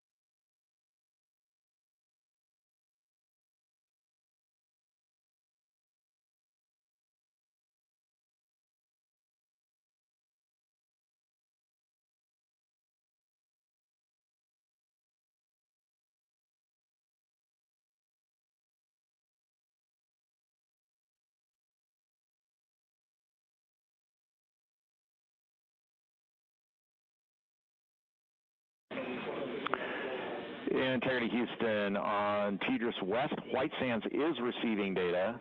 Houston is not. We're still troubleshooting.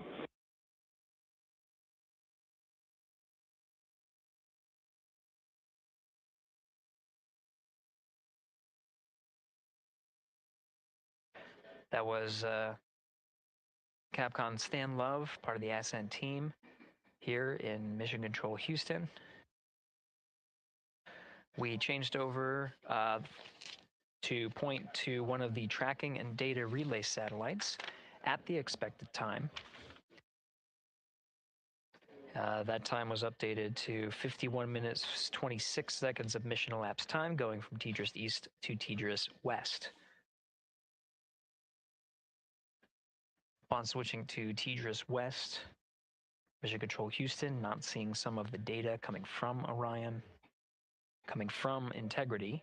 So we're standing by to regain the ability and troubleshoot some of the rationale as to why we are having some intermittent gaps in our data and communications with the crew.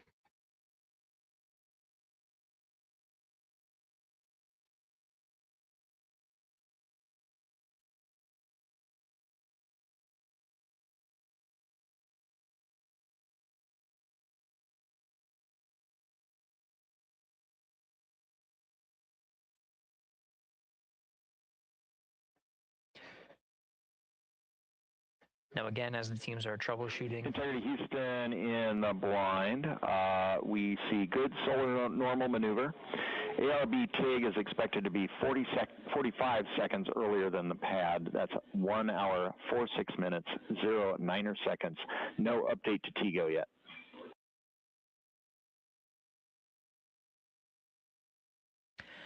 That was Capcom Stan Love here in Mission Control Houston. He used the term "in the blind." That refers to as part of the data that we are not getting from the TDRS West satellite. Noting that we understand that we may not be receiving communications from the crew, though they may be able to hear us. So Stan Love reporting what status is known on our end. We do know that from the data we are receiving that the upper stage and Integrity have maneuvered to solar normal, meaning that the orientation, the attitude of the spacecraft is such that the solar rays can draw the maximum amount of power.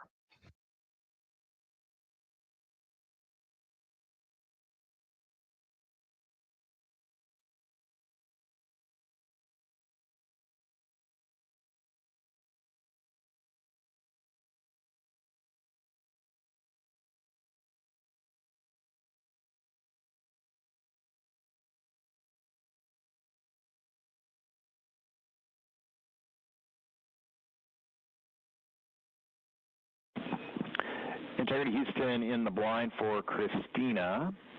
Just before the TDRS handover, we heard your report about the lack of an oxone inlet filter. We copy that there is not one installed as expected, but please put in a new one.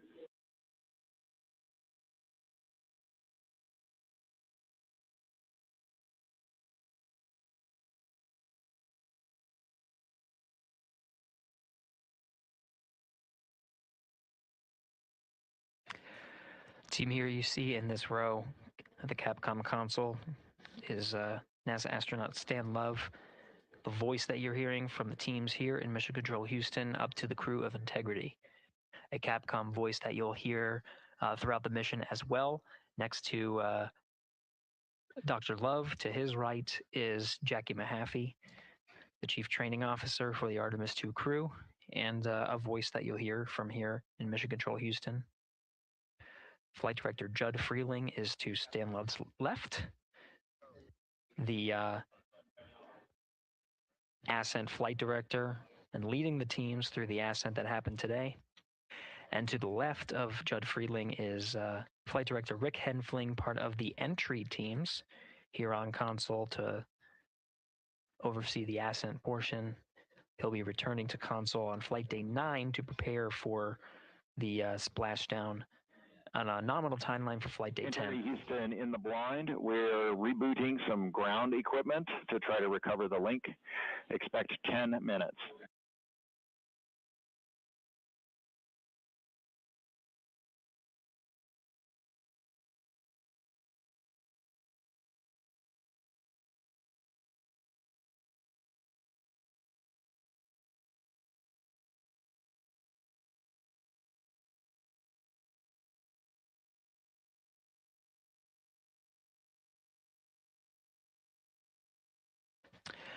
This is Mission Control Houston. Again, the teams here are troubleshooting the lack of a forward link, the inability to communicate with the crew aboard Orion. Teams are troubleshooting and planning to reset some ground equipment as the forward link was dropped at the time that we switched from TDRS East to TDRS West. That happened, that handover period started at mission elapsed time of 51 minutes, 26 seconds. Capcom Stan Love reporting some updates, what is called in the blind, meaning that though we Integrity Houston in the blind, expecting an imminent automated swap to string 2 on board. Also, reminder, we are still receiving good ICPS data.